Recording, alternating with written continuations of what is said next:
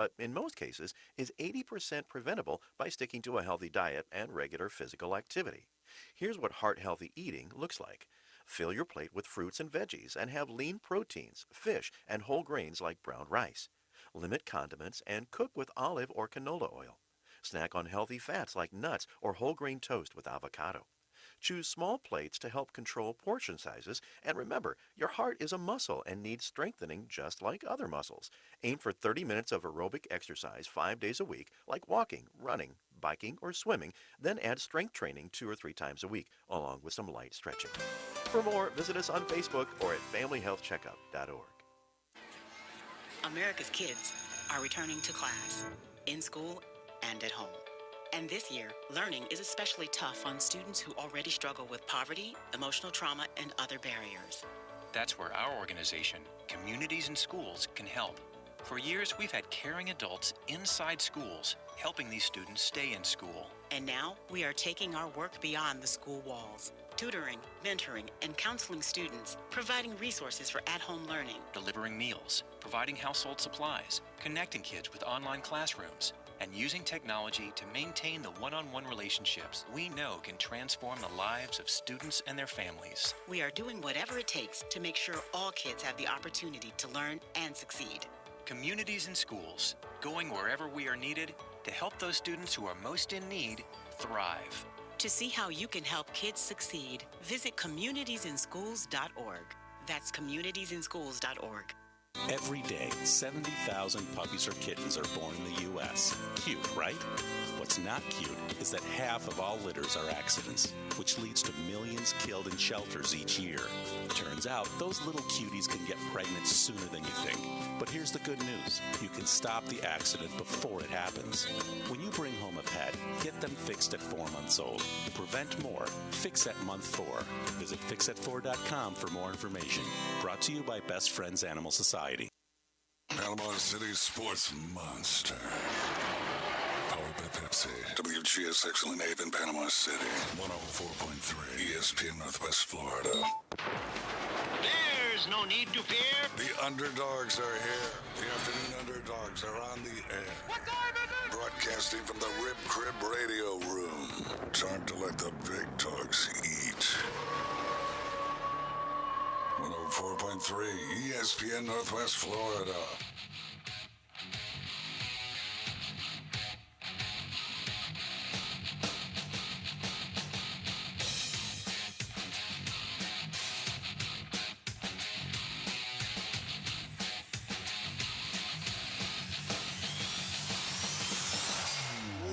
Welcome into the Rib Crib Radio Room. Thank you guys for listening today. I'm David Hayes along with Old School. Boston Tim will be back shortly. He was off last week getting everything ready to go for Pineapple Willie's, and they opened up Friday.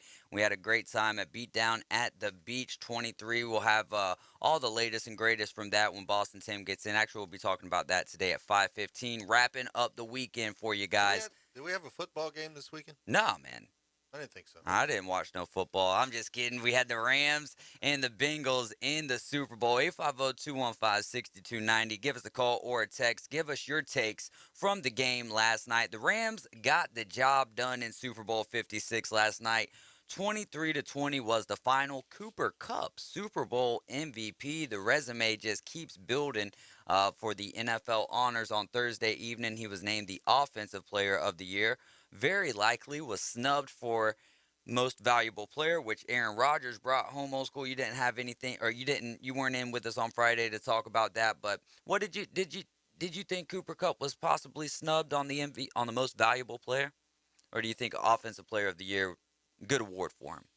No, I thought it was okay. I mean, the amazing part is he won all three. I mean, that's really what made it stand out. He was kind of got the triple crown of receiving. But I thought it was kind of justice that he went on to win the MVP of the Super Bowl. And I thought, okay, if I was Cooper Kupp, would I trade the MVP of the year for the MVP of the Super Bowl? Yeah, I would. Yeah. Wait, to make sure that you got the Super Bowl MVP, you would rather be Super Bowl MVP than MVP of the year. Yeah, that's yeah, what I'm 100%. saying. Especially if you get that's what's kind of trivial to me about it is if you have an offensive player of the year, a defensive player of the year, why don't you just have offensive MVP and defensive Yeah, it makes MVP? You're sense. just making extra Yeah. It's just participation awards in a sense. it's exactly what it was. It's but I thought it was cool. I mean, I really like Cooper Cup. I think it's amazing. His story is great. It's a great story. It's a great, the way that he plays the game, the way that he studies, the way that, it's just such an effort.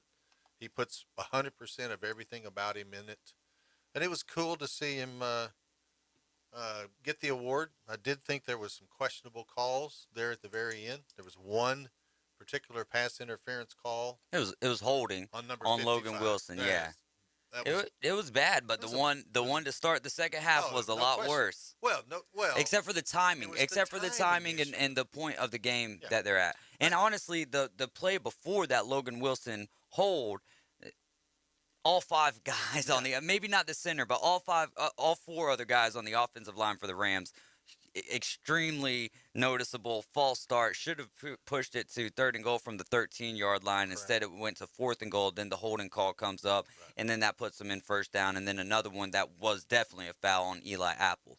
Yeah, but that one against number 55, it was a great play on his part. It was. Reach around, knock the ball down. It was just When the play was happening, when it was happening live, and he pulls on the jersey, I'm like, okay. Or I thought I saw him pull on the jersey, and then when they show the slow motion replay of it, you're like, oh, whoa, no, that was just great defense, grand defense, and you saw a lot. I don't care about the final score. You saw a lot of great defense from the Cincinnati Bengals last night.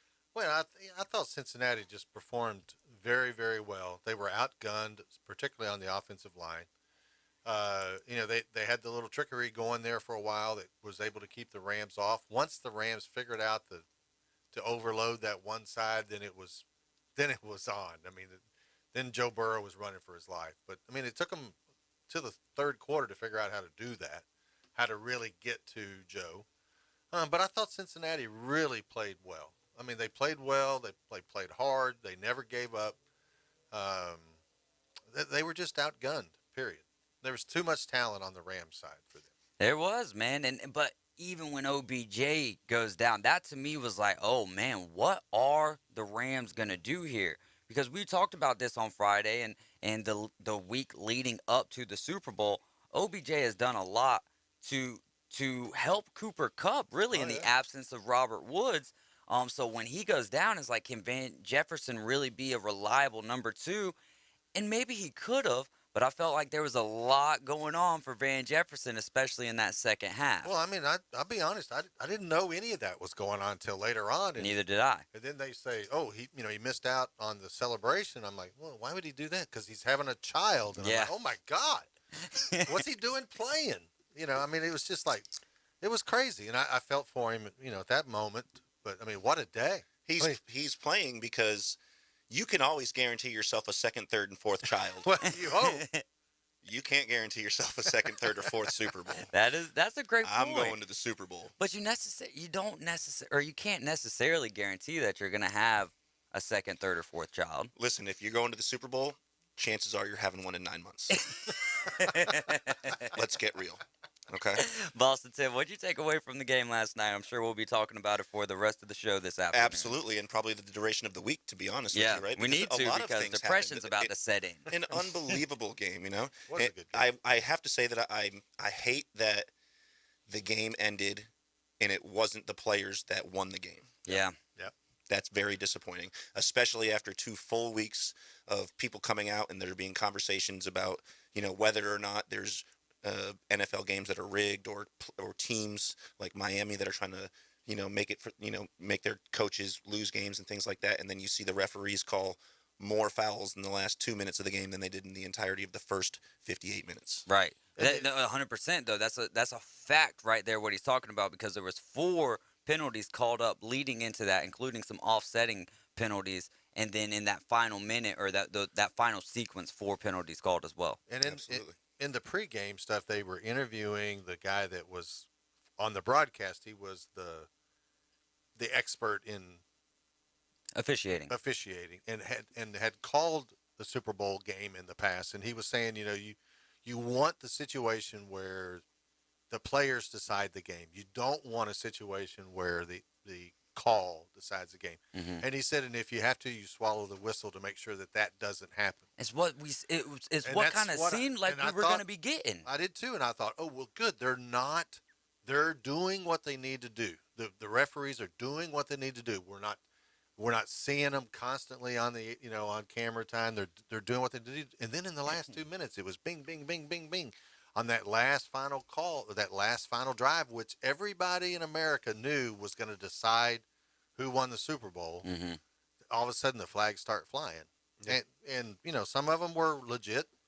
Some of them weren't, and some of them they completely missed. And it's sad and unfortunate, really, because you saw, like you guys said a minute ago as I was coming into the show, that the defensive adjustment and this is what's great about coaches, right? Yeah. This is what the difference maker is. You go into halftime for 20 minutes, and your defense is the best defense in football, but it's being contained because the other team's coaches did prepare for you. They did figure out a game plan, and they did adjust, and they had preparation. And they right? were executing it to perfection. Unbelievably. They held them to 1 sack in the first half, and that's not what anybody expected out of these guys. No, you would not have at thought all. there might have been 1 or 2 in the first series, Mhm. right? Oh yeah. So it was unbelievable to see the adjustment that they made, and it didn't come off right away because Ramsey got beat, of course, when he fell. But immediately after that, and for the rest of the game, Von Miller and Aaron Donald were a disruption in the backfield. I mean, like you said, they overloaded. They did a great job on that. The adjustment was perfect. Because the first half of the game, really almost the first half and half of the third quarter, everybody was talking about where's Aaron Donald in this game. He's invisible. And then all of a sudden they made the adjustment. Boom, there he was. And then now the people are screaming that he should have been the MVP of the game. Yeah, and that's what I was getting to. Is it's disappointing to see that the players were on the field. They were making the difference. They did change the momentum, right? They did make it happen. They did create the comeback.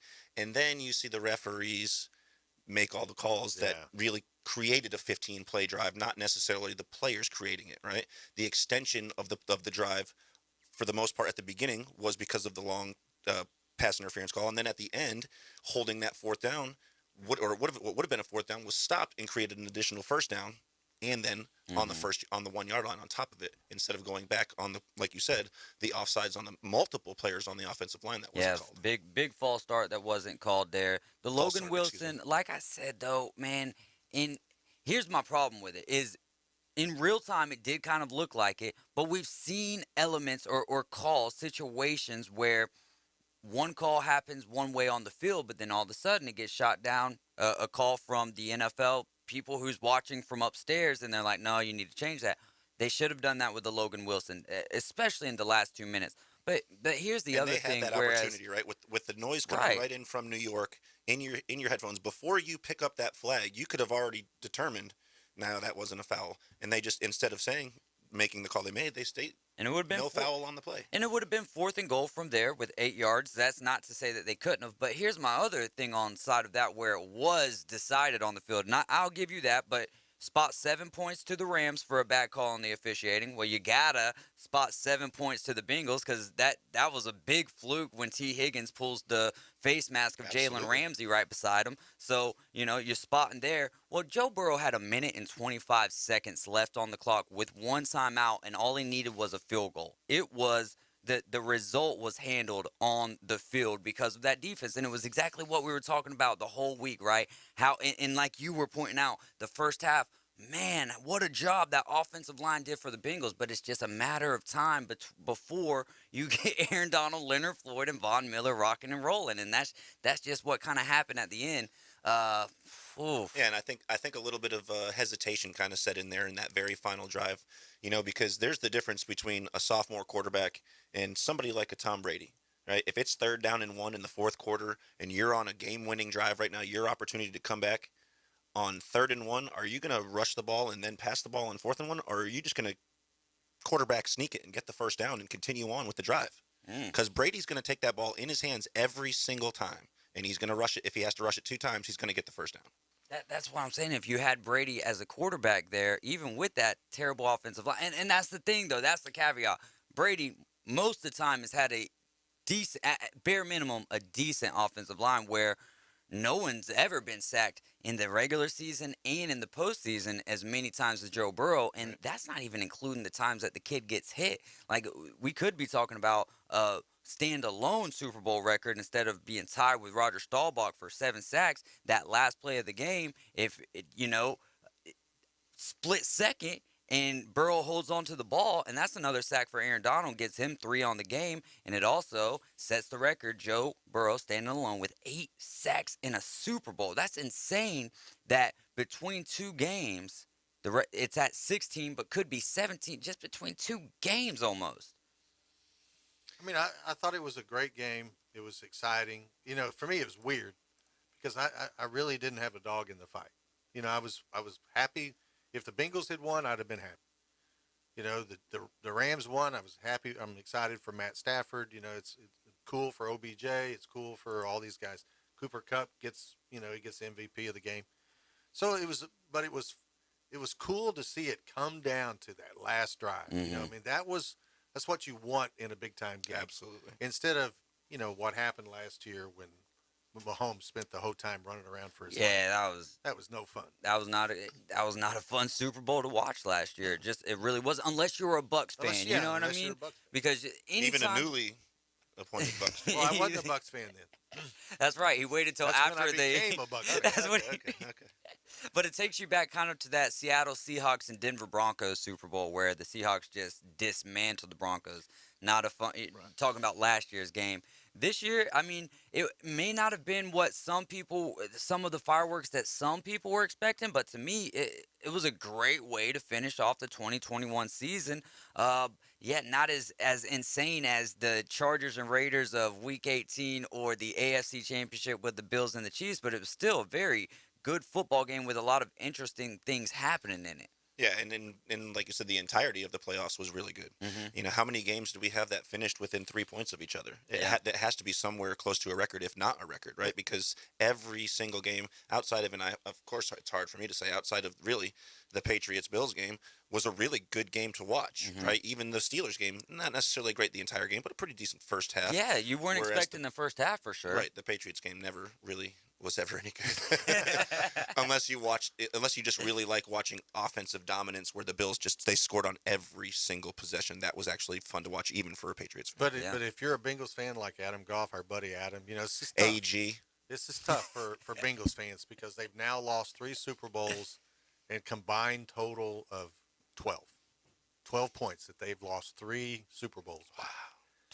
Combined 12 points. Mm-hmm. And they're on the precipice of yeah. Well, I can't say that they're on the precipice of losing their 4th because they got to get to 1 again. You know what I mean? But being up there with the Bills and the Vikings and teams that's lost 4 and not got 1 yet. Mm-hmm. All right. Well, we're going to go ahead and take a short time out, but we'll go ahead and leave you with a trivia question. Who was the first defensive player to win Super Bowl MVP?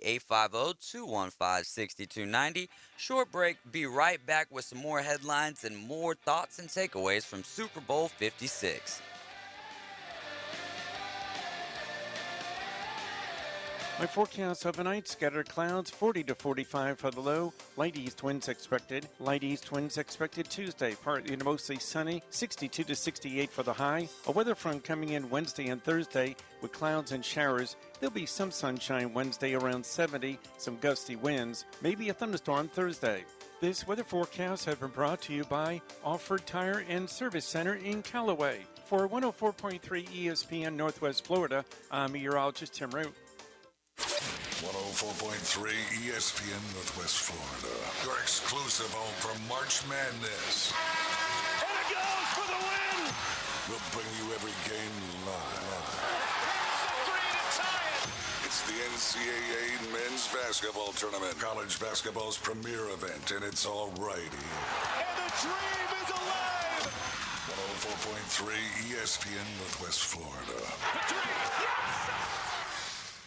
Los Rancheros has been doing it right for 20 years. Los Rancheros brings a top-shelf dining experience to you with the opening of their beautiful new building. Watch all college and pro games on Los Rancheros' 14 large-screen TVs, with great drink specials daily from 2 to 5, and during all the games. Los Rancheros, the place for live sports and great food, on 23rd Street between Jenks and Harrison. As a realtor, it's important who you choose as your title company. May we suggest South Oak Title? Their offices are modern, comfortable, and state-of-the-art. South Oak Title can close transactions in any location in Florida, Alabama, and Tennessee. Their free mobile app allows realtors to deliver a net sheet in seconds. They provide mobile closing services to accommodate buyers and sellers. Their offices are beautifully decorated, state-of-the-art, complete, safe, and secure. South Oak Title, creating a better title and closing experience through technology and tailored service. Visit them online at southoaktitle.com. Are you looking for a transmission man you can count on to do the job right? Then turn to Marlon Ducker at Mr. Transmission. They've been on the corner of 15th Street and Harrison Avenue for the past 33 years. Whether you're driving a car, truck, van, or sport utility, they'll find the problem using their state-of-the-art electronic diagnostics equipment and years of experience. That's Mr. Transmission on the corner of 15th and Harrison, or just a phone call away at 769-4477. Live from the Rib Crib Studio. From Tyndall Air Force Base to the Hathaway Bridge. We are live and local. It's the Afternoon Underdogs. 104.3 ESPN Northwest Florida.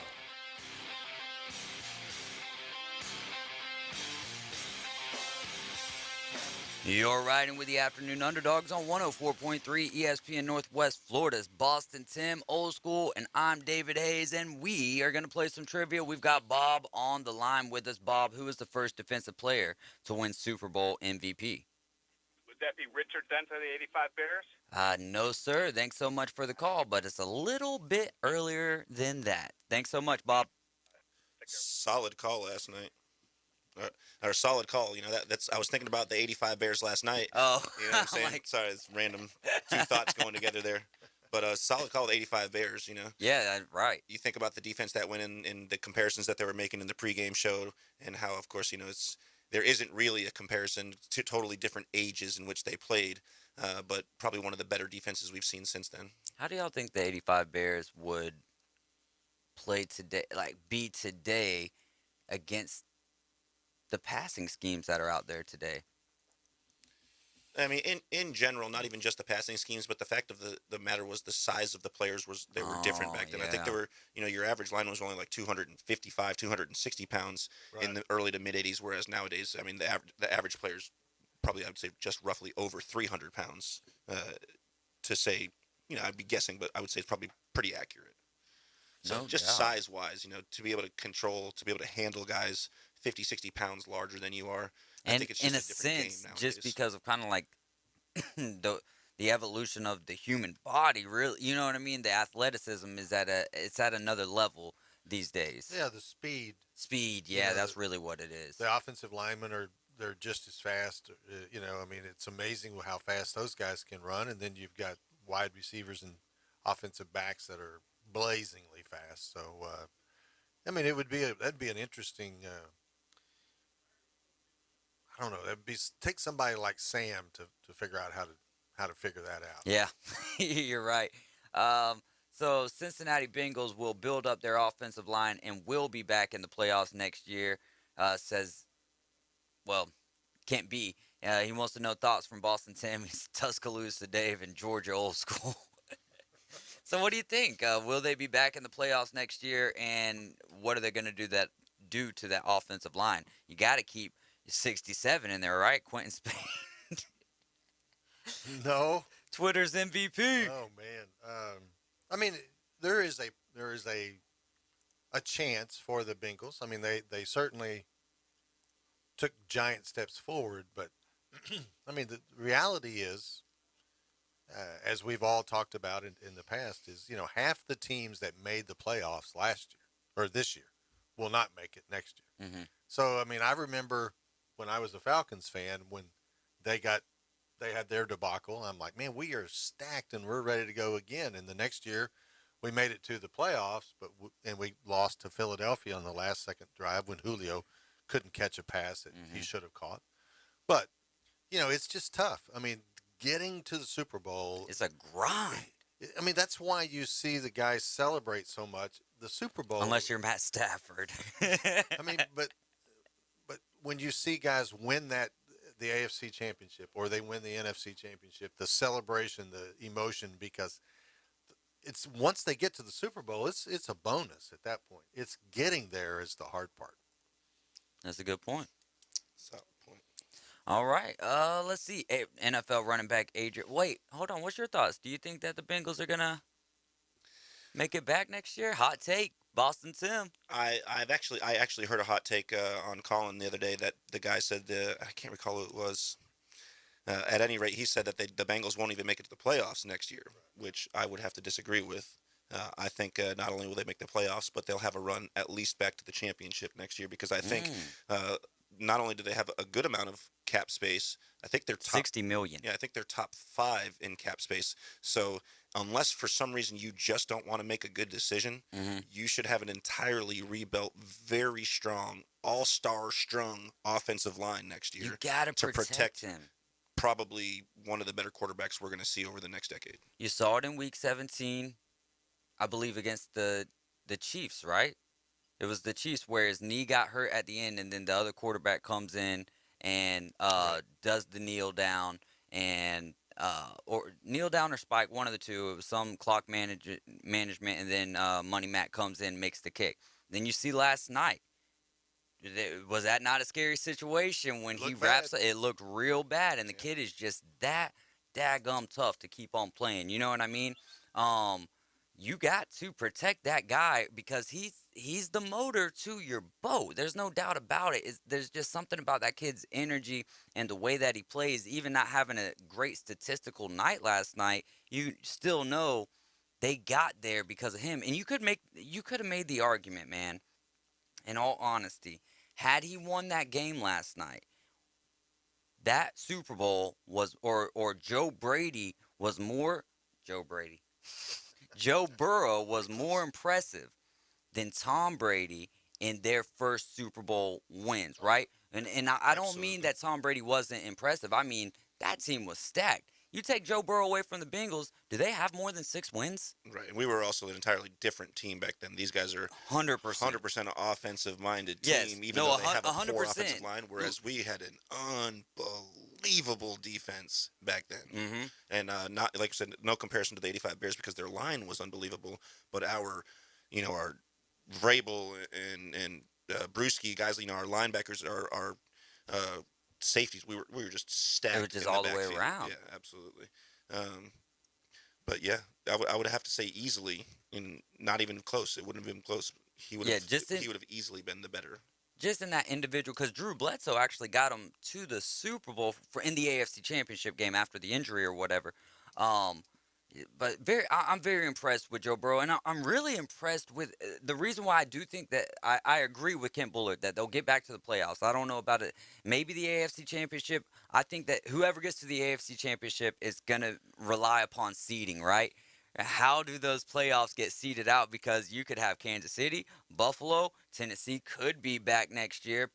Probably not a number 1 seed. Who knows what happens with the Steelers and then a healthy Lamar Jackson. I mean, it's just so that's convoluted over there. That's the hard part. Is Joe is going to have to go through the gauntlet of, you've got to deal with the Buffalo Bills. You got to deal with Lamar. There's so many good teams on that AFC side. Kansas City and Patrick Mahomes. You've just got so much talent over there that Joe's going to have to deal with. But I mean, for a guy that's in his second year in the NFL, really his first year and a half in the NFL, unbelievable performance on Joe's part. So let's go, real quick, NFL running back yesterday, Adrian Peterson, arrested in connection with what officials say was domestic violence. From what I've gathered, basically him and his wife were in a verbal argument, and I almost said verbal agreement. Quite the opposite of that verbal argument, and I guess he tried to take the ring off of her finger and scratched her finger. She says that she's not going to be pressing charges, so and he plans to play football next year. He got 2 stints this year. He had a little bit with the Tennessee Titans. I believe it was 1 or 2, 3 games, and then had 1 game with the Seattle Seahawks. Wants to play in 2022. That's just a little update there. Is Matt Stafford a Hall of Famer now after this Super Bowl win, old school? I know we've asked the question again, but now that it's solidified, is he a Hall of Famer? Oh, That's just so hard to say. I mean, I guess if Eli Manning's going to be in, yeah, then if Eli said, yeah. if Eli can get in, I know he has two, but I mean, Matt Stafford's stats are unbelievable. Yeah, put him in. I mean, it seems like anybody can be in. If you're a winner and you win the Super Bowl, you're in. So we should have a bare minimum 56 quarterbacks in the Hall of Fame. It's unbelievable. No, Brady's won too many of those for that to be a possibility. Oh yeah, no, you're 100%. You're there's multiple. It'd be in the low 40s. There's multiple winners. Yeah. But I mean, yeah, how can he not? Joe Namath's in. He's a losing quarterback. Joe Namath won the Super Bowl. Right, but he was 62 and 63 in his career.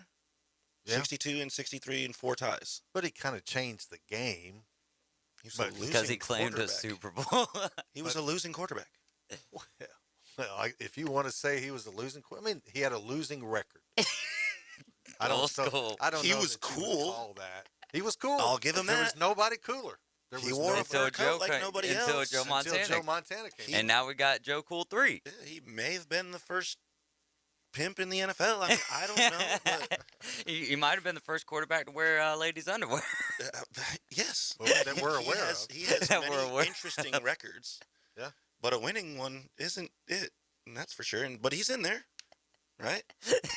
That's a good point. Matt carried a team on his back for 12 or 13 years. So that kind of segues me into the next question, though. How important is it? Because we're seeing here with the Bengals, right? Yeah, that franchise quarterback is taking over. But we saw the franchise quarterback thing in Detroit for 12 years, and it never really worked out. So there's a lot more. And this is obvious, but there's a lot more to the recipe than just a franchise quarterback.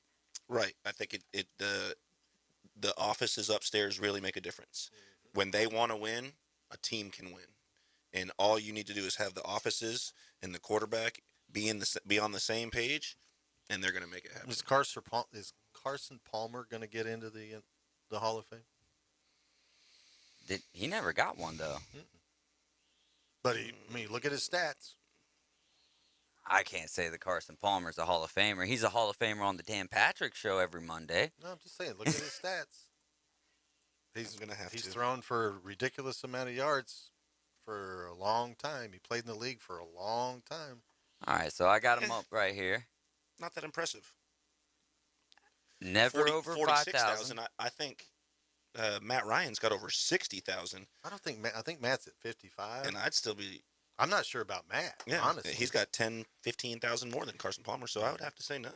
Matt was on Andy went to the Super Bowl. I would say that Matt was on a trajectory towards the Hall of Fame, but losing that Super Bowl and then just never kind of bouncing back from that, and a lot of that has to do with what the Falcons are putting around them. Then how did Marino get in? 59,735. Marino never won. He never won a Super Bowl. He went to one his rookie year and never went back. But was Carson Palmer, in your opinion, like, if he Heisman was Trophy winner? Absolutely, but we're talking NFL though. When he got to the league, was there longer than 2 or 3? No, really, I can't remember 2 years that you could say Carson Palmer was the best quarterback in the league. Well, it's because of where he went. True, but look at Cincinnati. Joe. Look at Joe.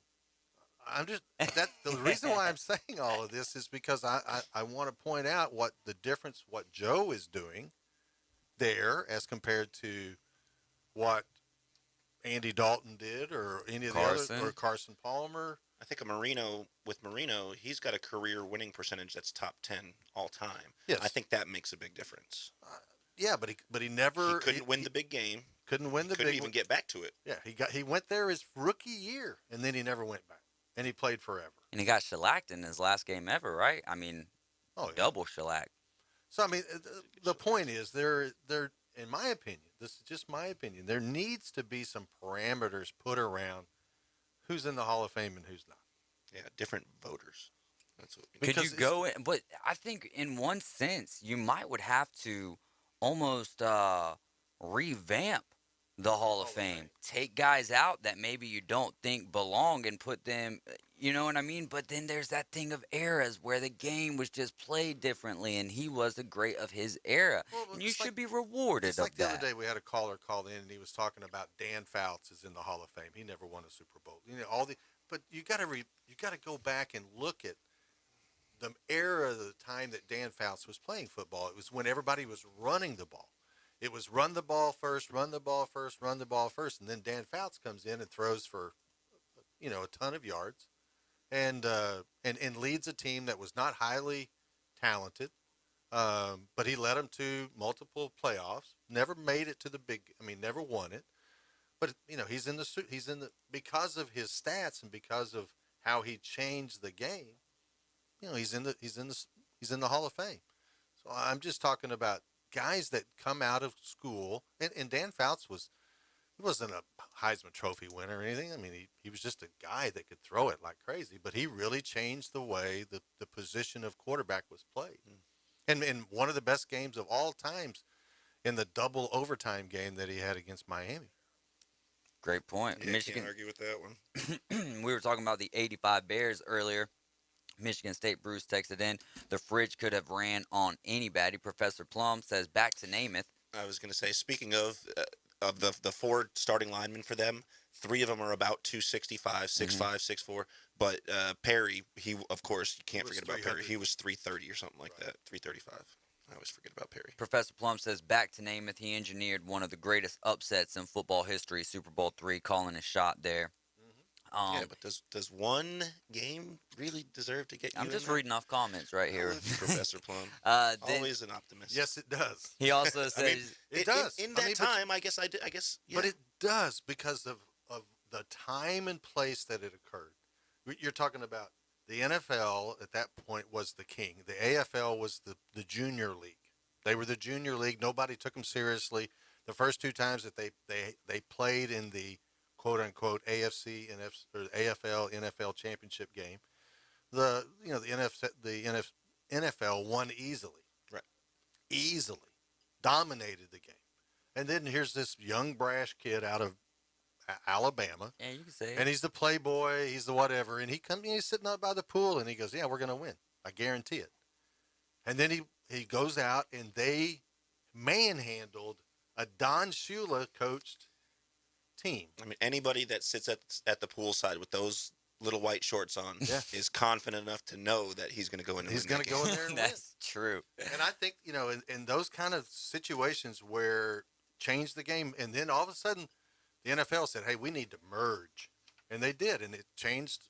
And now the NFL is what it is, and it's because of the fact that Joe Namath and that squad of underappreciated, Shell and all these guys, that they were like, who are these guys? It is called the Hall of Fame, not the Hall of Stats. See, this the great part about having old school on the show is I'll always argue the stats, but he can argue the memories, and that's the thing that I really love about having you here is you dive deep into. And people don't remember how everybody laughed at him when he said, "Oh, we're going to win, I guarantee you," and everybody's like, "That's like saying that someone's Coastal Carolina is going to beat Alabama."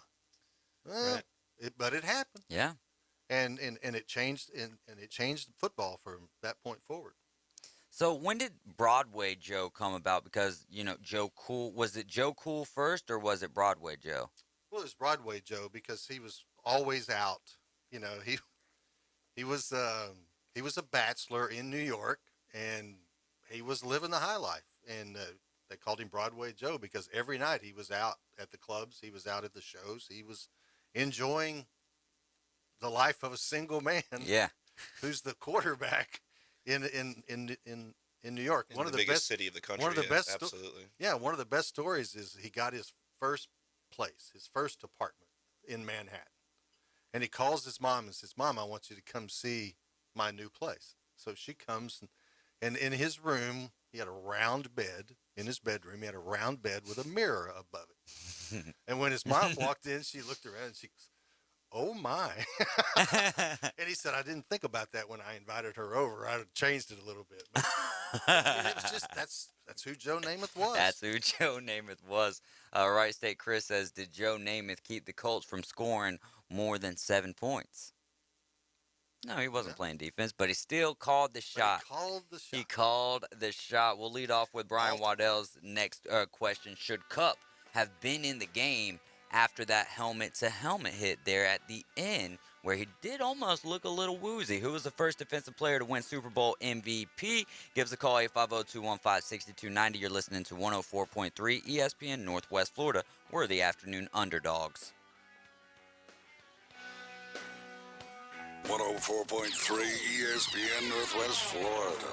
It's the Coach James Hales Show, weekday mornings 7 till 9 on your station for the best local sports talk. In the SEC, it used to be Kentucky. It packs out. It was loud as crazy. People are now coming to watch games because Auburn's there. Auburn is drawing some huge crowds. It's tough to go on the road in basketball. I think it's the toughest sport to go into somebody else's home area and get a win. ESPN Northwest Florida.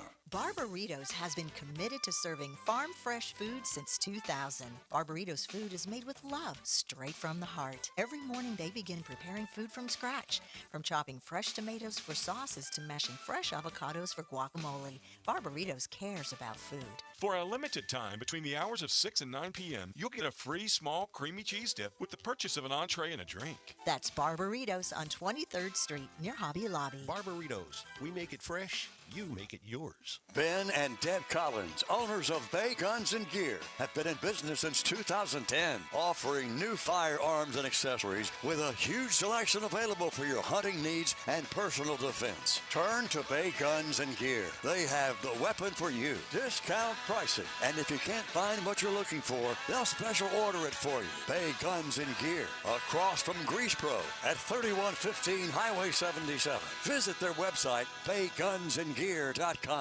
Do you have a home that you don't want anymore? We can buy it from you within 24 hours. Any home, size, or condition. For over 20 years, we've been buying homes for cash and helping homeowners sell their homes immediately, with no listings or strangers walking through your home. Are you moving? Did you lose your job? Going through a divorce? Whatever the reason, if you're in a bind and you know that you need to sell your house fast, call the expert team at I Need to Sell My House Fast. We'll make you a serious cash offer to buy your home in 24 hours and let you walk away from it. No listing, no waiting. Sell any home, any size, any condition, now. Call the expert team at I Need to Sell My House Fast. Make this free call now. 800-407-6742. 800-407-6742. 800-407-6742. Again, that's 800-407-6742.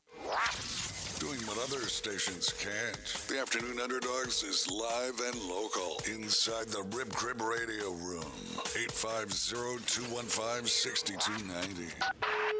When you have completed dialing, listen for the ringing signal. 104.3 ESPN Northwest Florida.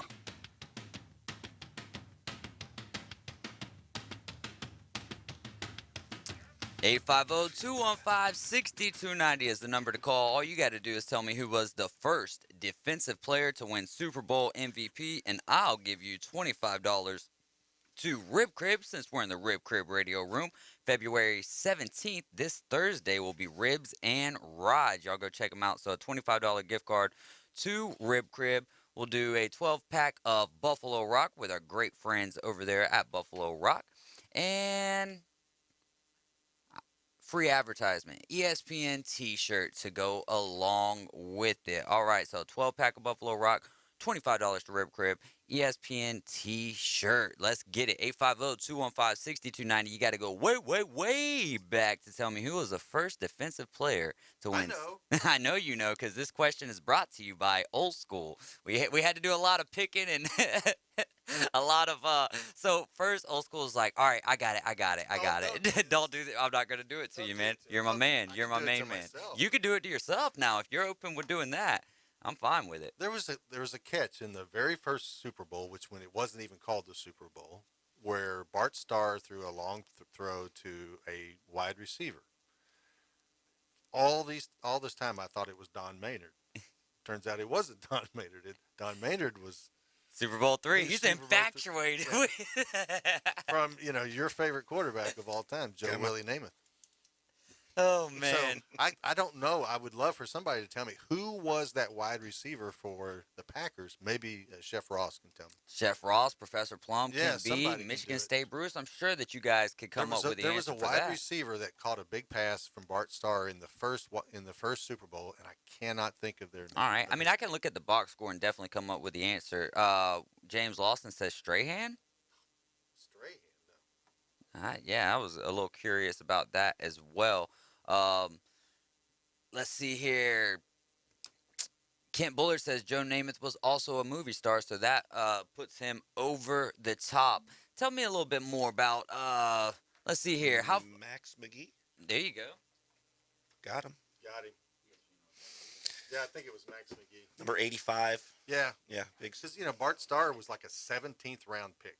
I mean, he was not a superstar. I mean, he was the 17th person picked. He was not highly drafted out of Alabama. But you think about it, Joe Willie's out of Alabama, Bart Starr's out of Alabama, and everybody said that Alabama can't put quarterbacks out. Well, they used to before Saban got there.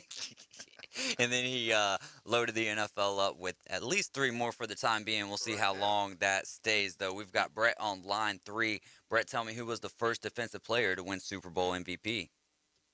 All right, we'll give it a shot because I may have the name wrong, but I think it was a Dallas Cowboy, and I think his name was Randy White. Dude, team right, name wrong. So close. Thanks so much for the call, Brett. Hi, man. All right. Well, who was the first defensive player to win the Super Bowl MVP? If you were listening to Brett there, he gave you half of the answer. So you just got to go back and keep on looking through that there. Hey, how about Luke Fickell with a big-time contract extension through 2028, $5.2 million. And Wright State Chris says if you look at the coaching contracts in the Big 12, he's only behind Sark and Brent Venables, who possibly won't even be there when Cincy arrives. And so that would make Luke Fickell the highest-paid coach in the Big 12. That's true. And, Dave and I were talking about it today. We were like, we haven't heard anything about Fickell. Surely he's going to get, he's going to get a contract of some kind. Absolutely. He's going to get the bag, as you say. Oh, he got it. And he got the bag. And rightfully so. I'm so glad that they've taken care of him because, he could have gone to all these other schools, but he was committed to Cincinnati, and so they needed to do this, and I think he's happy and the school is happy and their fan base is Yeah, happy. I was just going to say, just another good thing happening in that city. Yep, A city that's, maybe struggled for a while long there. time. The state's done relatively well with Ohio State over there, but, Cleveland hasn't done very well as far as pro sports has gone for a long time, and Cincinnati the same thing. So it's good to see both college and professional levels for them seeing some success and making the right hires. And hopefully the Bengals will follow suit and do the same thing and hire themselves some better offensive linemen. All right, let's go to the phone line. We've got G-Man on the line trying to play some trivia. Who was the first defensive player to win Super Bowl MVP? G-Man, you're on the air. Go ahead. Oh, wait, hold on, G-Man. Now go ahead. He was probably there. Okay, linebacker for Dallas, and I think his name was Howley, Howley or something like that, Chuck Howley? Yes, sir. You are 100% correct. That was the answer that we were looking for. Chuck Howley, Super Bowl 5, way back in the day. Hey, Greg, thanks so much for the call. You just got a $25 gift card to Rib Crib, 12-pack of Buffalo Rock, and an ESPN T-shirt. I don't think we have a T-shirt that'll fit him. We'll put 2 together for you, brother. One won't fit your head either. What'd you think of the game last night, Greg? We're up against the break, so keep it quick. It was a good game. I just like the whole Matt Stafford, the story, with him and his wife and what she went through and the support he gave her. He's just a true, honestly good guy, and I like that. And he deserved it. Yeah, you're right, Greg. When you really – I know that's hard for me to say. I almost fell out of my chair. But, when you read the story of what his wife went through, how he's sacrificed, how he's done so much for her, and it's such a great love story. It truly is a love story that it's good for on Valentine's Day. It's good to celebrate him. Yeah, and it's a lot of times it's in football it's the opposite where the wife is sacrificing all the time, taking care of the kids, being there with the family, and it's nice to see that it happens on both sides of the ball, if you will. Absolutely, and it was cool to see Clayton Kershaw, who's his best friend, sitting in the stands, and you think former center of his high school and football team. he was the high school center for Matt Stafford there at Highland Park School which is also where a couple of other quarterbacks that went to Alabama came out of. Man, are you an Alabama fan now or something? Because you've been bringing them up a lot today. Hey, Greg, we got to go to a break. Thanks so much for the call, man. It's because Coach Hale skipped the Alabama update this morning. It was such a great show this morning, by the way, Coach Hale. Keep it up. Keep up the good work, and thanks for the shout-out. We appreciate it. But not the bad shout-out for Slap Your Mama. They are a fantastic brand, the absolute best seasonings that you can get in the Cajun world. Check them out. No doubt. We'll be right back. My forecast overnight, scattered clouds, 40 to 45 for the low. Light east winds expected. Light east winds expected Tuesday, partly to mostly sunny, 62 to 68 for the high. A weather front coming in Wednesday and Thursday with clouds and showers. There'll be some sunshine Wednesday around 70, some gusty winds, maybe a thunderstorm Thursday. This weather forecast has been brought to you by Mid-South Lumber, best little lumber yard in Panama City and Youngstown. For 104.3 ESPN Northwest Florida, I'm meteorologist Tim Root. 104.3 ESPN Northwest Florida. Colin Cowherd. The Rams' best players were all great. Aaron Donald, Von Miller, Matt Stafford, the best drive by any quarterback. Cooper Kupp, the MVP. The Bengals stars, Joe Mixon, Jamar Chase, Joe Burrow. This is The Herd. Weekdays 11 to 2, ESPN, Northwest Florida. Coram Steak and Egg, home of the world-famous Heavenly Hash, has been family-owned and operated since 1986. Open daily 6 a.m. to 10 p.m. Coram Steak and Egg prides itself in offering fresh, never-frozen favorites at family-friendly prices. Come in and check out our daily lunch and dinner specials. Coram Steak and Egg at 804 South Tyndall Parkway, where you never leave hungry. Also available on DoorDash and Grubhub. Mid-South Lumber has new owners. Stop in and visit Ann and Dave. They're on site every day to make you a priority. They're not the typical big box store, and customer service is their number one priority. Locally owned and operated for over 40 years. Transform your home with James Hardy Siding. Durability, fire resistant, sustainability. James Hardy Color Plus is virtually maintenance free and comes with a 30-year warranty. Mid-South Lumber, the biggest little lumber yard in Panama City. Hi, this is Matt Lewis with Reliable Hydraulic Solutions. We offer comprehensive diagnostics and repair service for all types of hydraulic units, such as hydraulic and pneumatic cylinders, hydraulic pumps, motors, and valves, as well as a broad range of hydraulic hoses and O-rings. Give us a call at Reliable Hydraulic Solutions at 850-326-3000 for any of your hydraulic needs. Or come see us on Commercial Drive off Jinx Avenue in Panama City.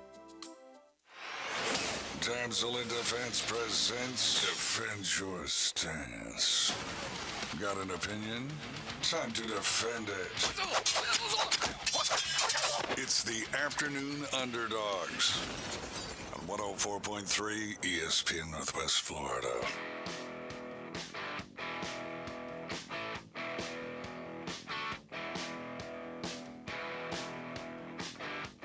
Welcome back in. This is Defend Your Stance, brought to you by Emerald Coast Damsel, Independent Damsel Pro for Damsel in Defense. They were in Columbus, Georgia this last weekend, and Michelle said it was an absolutely fantastic show, and they're taking the week off, so not this week, but next weekend, Lake Town Wharf right here in Panama City. Make sure you get out and see them. We pity the fool who doesn't use our tool. And it's time for the Grand Slam of Cash code word, and today's code word is my favorite four-letter word of all times.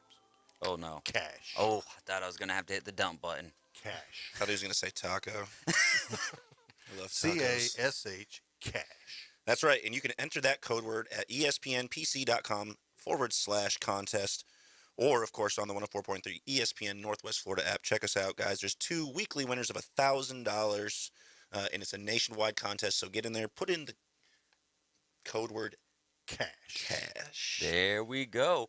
What sport's home advantage is the toughest? Like, which sport, when they have home advantage, is the environment the most raucous, the toughest to go into and win? Is it college basketball, professional basketball? You know, I'm curious to see what you guys think about this question. Boston Tim, you want to lead off? I've got 2 different outlooks on this here. Okay. First and foremost, I think the hardest place to go into as an individual team and go play against this team at home is obviously the Seattle Super Seahawks. Oh, okay. They have a record of 112 decibel noise level there in the stadium, which has, as we know, been recorded as causing an earthquake on the seismometers out in Seattle. So pretty unbelievable there. But as far as percentages go, the National Basketball Association, the NBA, has the highest percentage of home wins at just over 70% on average. So the hardest place would be, or the hardest sport, I would say, would be the NBA. The best teams of all time are tied for the San Antonio Spurs and the Boston Celtics. Both have, in one season, had a 40-1 at-home record. Wow. So that's impressive. The best home field advantage and toughest for me, NBA, Boston Celtics. Let's go. Ooh, great answer. Old school. Tough follow-up. That's tough to follow that. I would say South American soccer or football. Because when you go down and you've got, I thought we said sports. We did say sports. But when you're down there and you've got Argentina's playing Colombia, I mean, there's lives on the line here. You're not lying, are you? I mean, we're talking about coaches' lives. We're talking about players' lives. I mean, they take it so seriously that you're going into somebody else's stadium and you're going to play them in a soccer match, and you're going onto their pitch. I mean, it's life or death. I will look up the specifics on it, but the fact that you state that is very interesting because there's actual footage of a coach who received a message in a South American football game during the game that told him that he was going to be kidnapped after the game, and he stayed, finished the game, and as soon as he left the stadium was kidnapped. Yeah, and obviously did not survive. I mean, it's That's if you get how a chance, serious the games are. If you want to have your hair stand up, what little I have stand up, it's go watch some of those 30 for 30s where Argentina is playing Colombia, or the different South American countries are playing each other in football, and it is serious. Players losing their lives, coaches losing their lives, wives of players being kidnapped. I mean, you talk about scary, dangerous. It is. So, you usually try to have humorous comebacks for things. You've taken my wits away with what we've got going on here. Yeah, the NBA 40-1. That's pretty. Yeah, that's good. But you go play soccer on somebody else's pitch in South America. Be prepared. See, to argue, and you can't argue that one because it's like the only one that tops that is war, maybe. And is that even a home field advantage? No, because if you're fighting on your own turf, that's it's not a good sign. Man, I think that I was leaning, and no statistical evidence to back it up, but I was leaning NHL, because just that environment is so insane. But you do get a lot of away teams kind of winning games, and then you go to college basketball, and because the environment is just a little bit smaller and compact, and you have places like Duke and the Crazies, and then you got places like Maryland when they play Duke and some of the chants that they have towards Coach K, and North Carolina did it the last week. So it gets really crazy, and we're also talking about the age of the people at the game because their students, right, is a little bit lower, and what comes with younger people is more stupidity. You know what I'm saying? But dadgum, when you say when you put the statistical evidence out there towards the NBA, it's like, well, that's a great point. I guess I'll go with NHL though, just because of the environment, and just the raucous crowd that can be there at the game. So, well, but that doesn't necessarily create home field advantage. Well, it used to be that you would say that Lambeau Field would give a team an incredible home field advantage because back before they put all the heating and everything underneath the field, the field would just turn to a sheet of ice like what happened in the ice bowl. But now that they have all the heating and everything, they can keep the field. So, in my opinion, it has somewhat hurt Green Bay, other than the fact that it's just so miserably cold. We could get into way too early Super Bowl champions or Super Bowl matchup for 2022. Bills actually have they're the odds-on favorite right now. But I kind of want to get into this Zion Williamson question. Zion Williams question, because what's going on? Is he the biggest bust now, or are we still holding out hope that this kid could be a great in the NBA? I think it's a little early to say complete bust, right? Right. Especially with some of the guys that we've seen in the past, right? Sam Bowie, we all thought would be an absolute destroyer in the NBA, and he was completely subpar. And then you see, giants that came out of college, like a Greg Odom that never played an entire full game, let alone a season. There's just been too many huge disappointments in the NBA for him to be the biggest bust just yet. But 100%, if he doesn't complete a season anytime in the near future, absolutely the biggest bust in history. I mean, it's hard to say. I still think it's a little bit early. There's just, when you think about, Michael Jordan was the number 3 pick. The 2 people ahead of him, what happened to them? Right. Well, I know what happened. One of them. Hakeem Olajuwon. Yeah, Hakeem Olajuwon was pretty good. He was the number 1 overall pick. Right. Sam Bowie came out number 2. Right. Should have been a great player. Should have been. Just never was. Right. He just didn't translate to the professional level. So I mean, it's really hard to say for a guy, but whenever people who are knowledgeable about the NBA game and they start questioning things, well, even before the injury started to happen, was they talked about his weight, his size. Looked like 50 Cent sometimes. And they were saying then, he's got to do something. And I thought about Charles Barkley. Yeah. Because a lot of the same things were said about Charles when he came out of Auburn. And but he really took it upon himself to trim up and become the basketball player. And I think this is all in Zion's court. Mm-hmm. This is all in his court.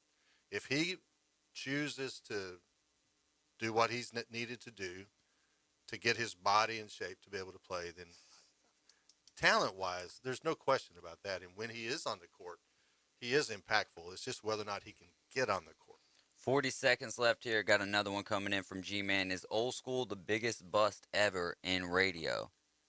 Yes. Okay. I was going to say Greg was, because obviously he ain't here no more, so... I think if we made a bust of his head, it would be the biggest bust in radio. Yes, sir. Thank you. That is a great point. You're listening to the Afternoon Underdogs right here on 104.3 ESPN Northwest Florida. I never said I was anything but that. True that. All right, we're going to take a quick timeout. 5 at 5, headed your way when we get back. ESPN Northwest Florida. Mike Greenberg. This is Greeny.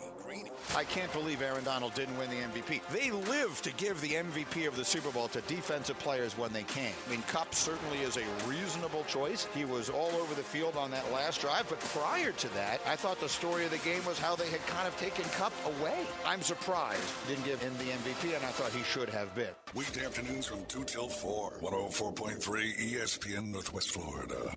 At Slim Chickens, craft means something. Craft means bacon. And oh, so crispy. Kraft means a good cayenne kick and all-natural buttermilk marinated, made fresh, perfectly fried chicken, all served on toasted brioche buns. At Slim Chickens, Kraft means quality. And for a limited time, try our new Memphis-style barbecue chicken sandwich. Try Slim's Kraft sandwiches today. Slim Chickens. As a realtor, it's important who you choose as your title company. May we suggest South Oak Title? Their offices are modern, comfortable, and state-of-the-art. South Oak Title can close transactions in any location in Florida, Alabama, and Tennessee. Their free mobile app allows realtors to deliver a net sheet in seconds. They provide mobile closing services to accommodate buyers and sellers. Their offices are beautifully decorated, state-of-the-art, complete, safe, and secure. South Oak Title, creating a better title and closing experience through technology and tailored service. Visit them online at southoaktitle.com. 104.3 ESPN Northwest Florida are proud members of the Panama City Beach Chamber. We'd like to welcome the newest members to the Beach Chamber. Offered Tire and Service Center, Apple Moving and Storage, Bond Secure Fisheries, Wholesale Seafood Distribution, and Earthworks of Northwest Florida. Congratulations from the area's only sports radio station, 104.3 ESPN Northwest Florida. Download the ESPN Northwest Florida app. Powered by Pepsi. WGSX Lynn Haven, Panama City. 104.3 ESPN Northwest Florida. Love is in the air at Tracy's Fine Jewelry, and do we have a sweetheart of a deal for you? These diamond heart pieces are sure to make her heart melt.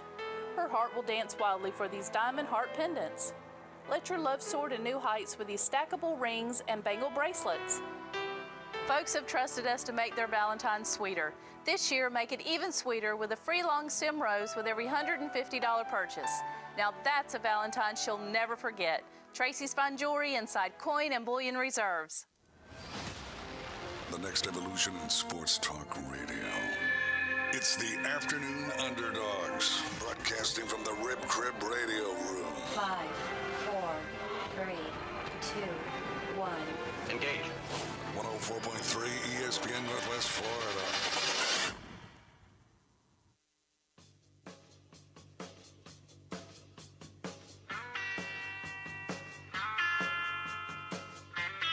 You're riding with the Afternoon Underdogs, and we've got the Daytona 500 on tap for you this Sunday. Coverage starting at 12:30, and we'll be with them until the race is over. Can't wait for the great American race, the Daytona 500. But now it's time for the 5 at 5. So thankful to have Boston Tim back in the building with us this week. Man, how'd everything go for the opening at Pineapple Willie's, man? I know you busted your tail getting everything ready for Friday. Right. Well, I delegated the heck out of some things out there. I sure did. I'll tell you that right now.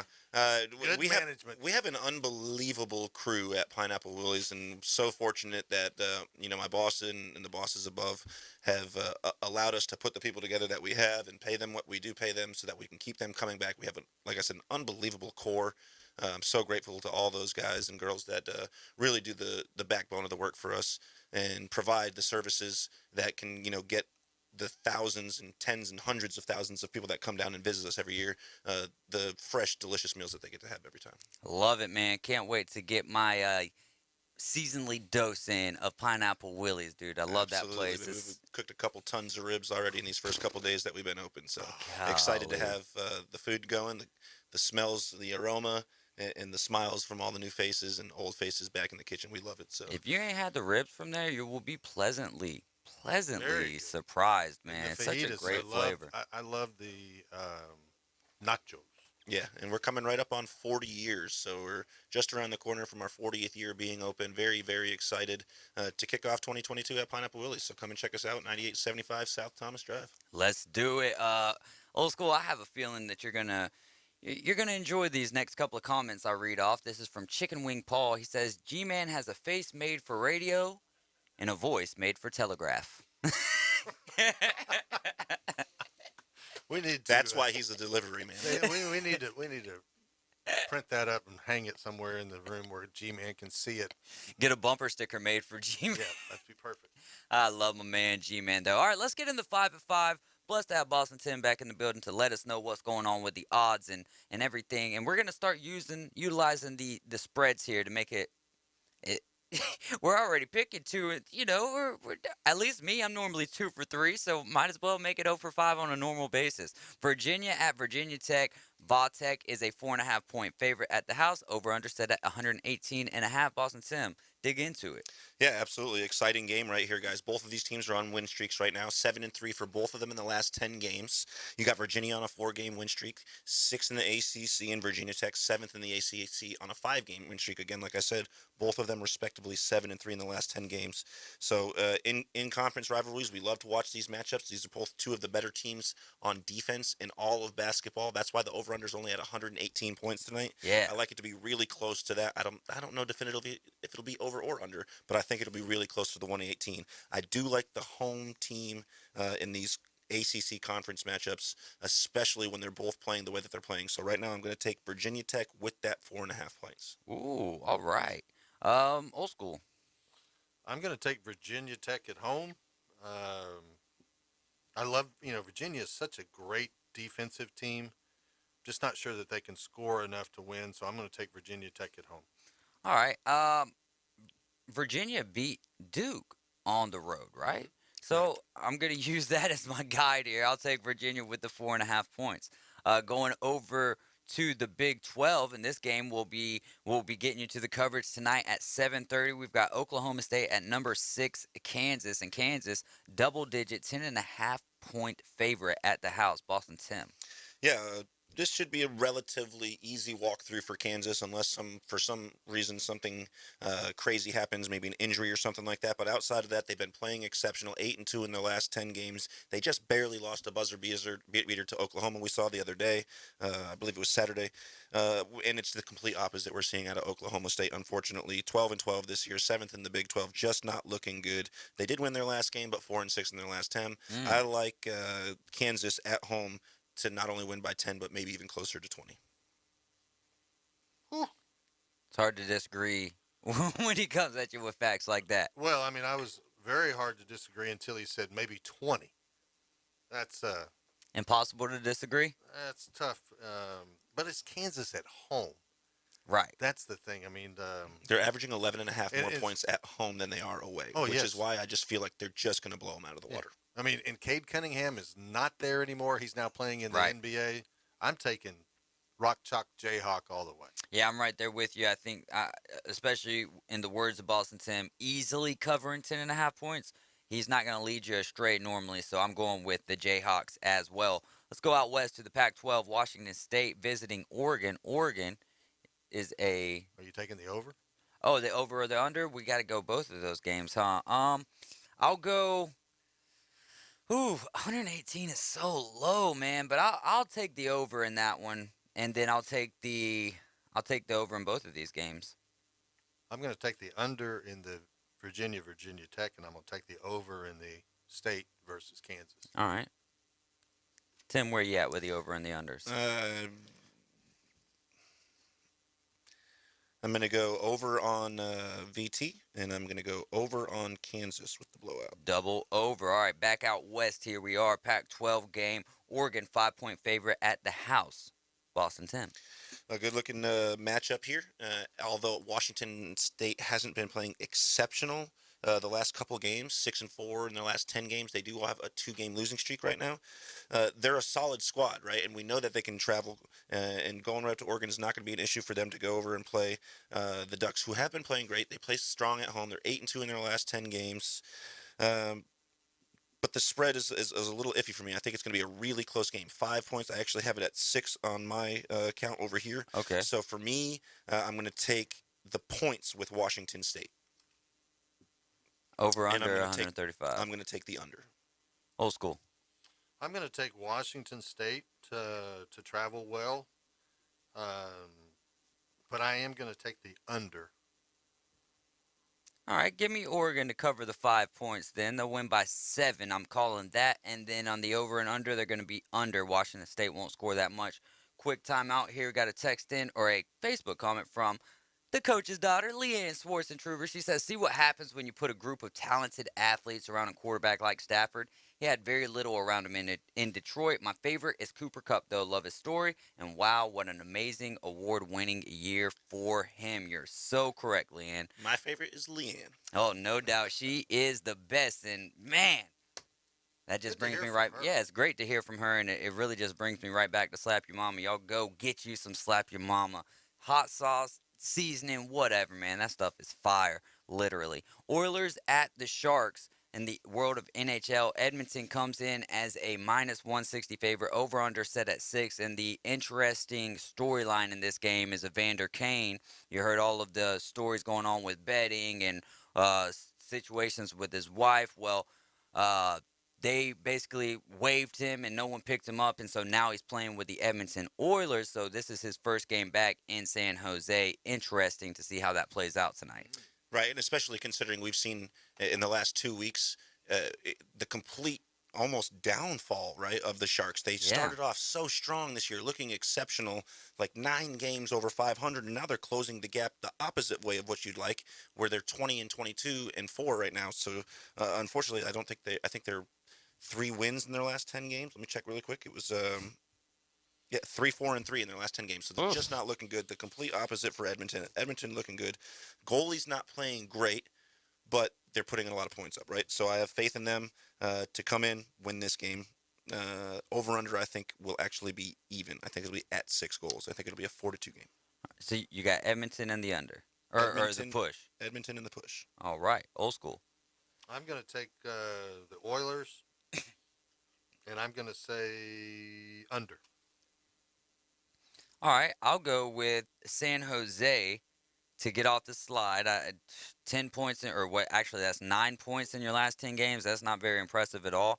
But there's got to be, some players on that team who want to at least push Evander Kane into the boards a couple of times. You know what I mean? For that, dog, you could be playing with us right now. You know what I mean? But you chose to do things in your life that just wouldn't let that happen. And what'd you do? You let your team down in that sense. So I'll take San Jose, and I'll also go with old school and the under. Last one, the NBA game. Believe this is the late game on ESPN tonight. I'm not entirely sure, but Warriors at the Clippers. Clippers 6-point underdog, and it is on ESPN. Yes, it's the 9:30 game tonight. All right, Warriors at the Clippers. Clippers 6-point underdog at the house.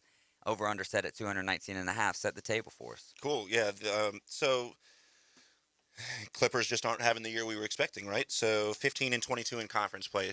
We'll start with that. They're just not playing well in the Western Conference, and they're coming up against a team that's playing the complete opposite in the Golden State Warriors, 25-9 in conference play, just dominating against everybody in the West right now, right? Mm-hmm. So while the Clippers were seeing their defense is playing fantastic, they're holding the teams under 45% and shooting under 107 points, or 108 points right now, right at 107.1. On defense, they're top 5, but we're talking about Golden State. The last 2 times these guys played, they dominated. In November 28th, they beat them by 15 points. I like it to be relatively similar to that. Maybe not quite 15 points, probably closer to 9 or 10. But Golden State coming in to easily win this game. I also like the over in it. I think it'll be about time for them to come out and really have a big game. Old school. That hat looks so good on camera, by the way, y'all. I appreciate that. Thank you, Victoria. Happy Valentine's Day, Happy Mother's Day, girl. Happy amazing woman every day. Yeah, there you go. The most important day of the year for us, Valentine's Day, is for us guys. Really? Oh, yeah. Otherwise, it's a miserable 364 other days if you don't do your job right. Yeah. So no pressure, Dave. None taken. I am taking the Warriors. The Clippers are on a free-for-all. It is a elevator to the basement type season for them. So I'm taking the Warriors all the way, and the over is probably not high enough. I'm taking the over. All right, we'll sweep that one out. GSW for me as well, and I'll take the over in that as well. Now, Boston Tim, to kind of help alleviate, we didn't really do the 5 at 5 a lot last week because we'd get into segments and just kind of keep rolling, but I started something. I was calling it David's Dog of the Day, but I think that we should call it Dogs of the Day, and yours are going to be a lot more applicable than mine. But I started using a site on Twitter called Covers, or on Twitter it's called @Covers, and they've got some pretty good information on there, and it's not just betting though. It's just all kind of things that have to do with the game. So tonight my one would be OKC on the road in Madison Square Garden taking on the Knicks. They get 10 points against the spread. They're 34-19-3. They're 19-10 against the spread on the road. And then 5-3-2 against the spread in their last 10. So I've been trying to carry your mantle of statistically backing up evidence, and I would like to know if you have one, a dog of the day. If not, you can study it, and we'll come back into the next segment with your dog of the day. That's one of the 2 dogs of the day that I actually already have going. So my other dog of the day that'll be running with them is the Detroit Pistons. They're very strong. Cade Cunningham. Yeah, absolutely. Cade Cunningham, very strong, very young, and very active, right? And we're going up against the Washington Wizards. It's a relatively quick trip for them to get over there to Washington to play, and Washington's just barely over 500 at home this year. So I like Detroit also to go in, even though they haven't been playing great this year with only 12 wins. I do like them to go in and cover the spread on this game. At 5:30, we're going to be getting Boston Tim's takes and opinions from the Harden and Simmons trade. But also, since we're talking about the Wizards, how do you feel about the Kristaps Porzingis and Spencer Dinwiddie trade? We'll be talking about that at 5:30. Coming up next, though, we'll be wrapping up the weekend. Don't forget about the Daytona 500 that will be airing right here on 104.3 ESPN Northwest Florida. My forecast overnight, scattered clouds, 40 to 45 for the low. Light east winds expected. Light east winds expected Tuesday, partly to mostly sunny, 62 to 68 for the high. A weather front coming in Wednesday and Thursday with clouds and showers. There'll be some sunshine Wednesday around 70, some gusty winds, maybe a thunderstorm Thursday. This weather forecast has been brought to you by Offord Tire and Service Center in Callaway. For 104.3 ESPN Northwest Florida, I'm meteorologist Tim Root. 104.3 ESPN Northwest Florida, the Paul Feinbaum Show. Great to have all of you here, and let's get back to the calls, and I-Man is up next. I was going to say about this show and its miraculous things that it does, because I am from the old days. I hear all these people calling in trying to tell you how to run this show. It seems like you're conducting the orchestra pretty well. I don't know what you would need to change to pacify these people. I'm just an innocent bystander here. ESPN Northwest Florida. How would you like to work in an exciting and fun industry? Gold Standard Broadcasting, one of the top broadcasting companies in the Panama City market, is looking for a dynamic sales professional. You must have business-to-business sales experience and have a positive attitude. Send your resume along with the cover letter to espnpanamacity@gmail.com. That's espnpanamacity@gmail.com. We can't wait to meet you. Here at Panama City Toyota, we love things that last. Of course, it starts with beautiful, reliable Toyota cars and trucks. It continues with every customer relationship, across generations and hundreds of thousands of miles. And now, we're proud to offer something you can count on year after year after year. A free lifetime warranty that covers your drivetrain and powertrain. If you shop with us, we'll be here for you. Because peace of mind should last throughout your entire journey. I'm Matt Glover with Aero Pest Service, and we are your family-owned and operated pest control company in Bay County since 1977. With the cooler season upon us, now is the time to be attacking those unsightly weeds that have been taking over your lawn all season long. We can design a specific program to help your lawn become and look its very best. Give us a call today at Aero Pest Service, 850-874-1900. Live from the Rib Crib Studio. The mission? Your mission, should you decide to accept it. Save the panhandle from boring cookie-cutter radio. Now back to the Afternoon Underdogs. The state will self-destruct in 5 seconds. 104.3 ESPN Northwest Florida.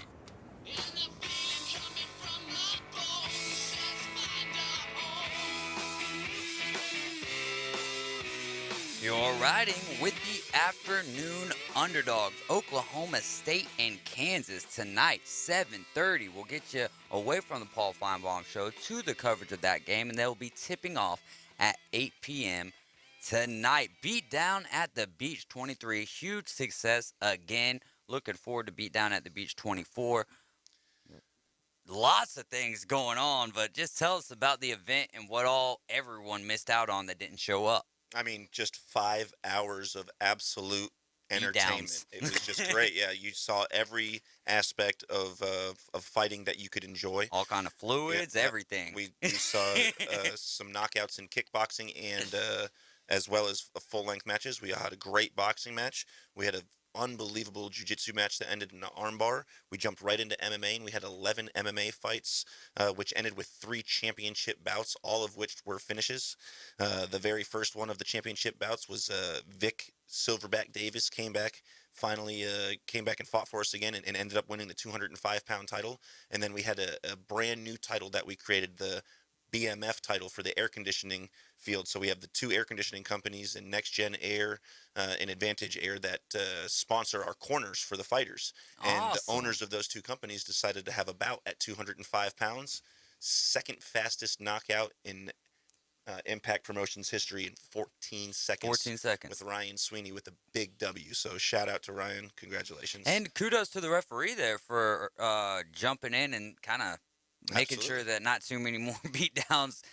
Right, because while it is a very aggressive sport that's physical and people can get hurt, And it's a sport that we have nothing but respect for each other, and especially that's why the referees are there. This is amateur level, and nobody's out there to get hurt. You know what I mean? They're out there to just improve themselves in this sport that they love. So the DJ was busy as well as yourself with putting to people to sleep since 1995. Yes, Sleep Center. Slim Pimp and Jump Off Entertainment do an excellent job over there, and then of course we have Jared King Productions, who do all of the visuals, the lights, the cameras, and they recently added the instant replay to be able to watch the knockouts while we're announcing the decision. So that's pretty awesome as well.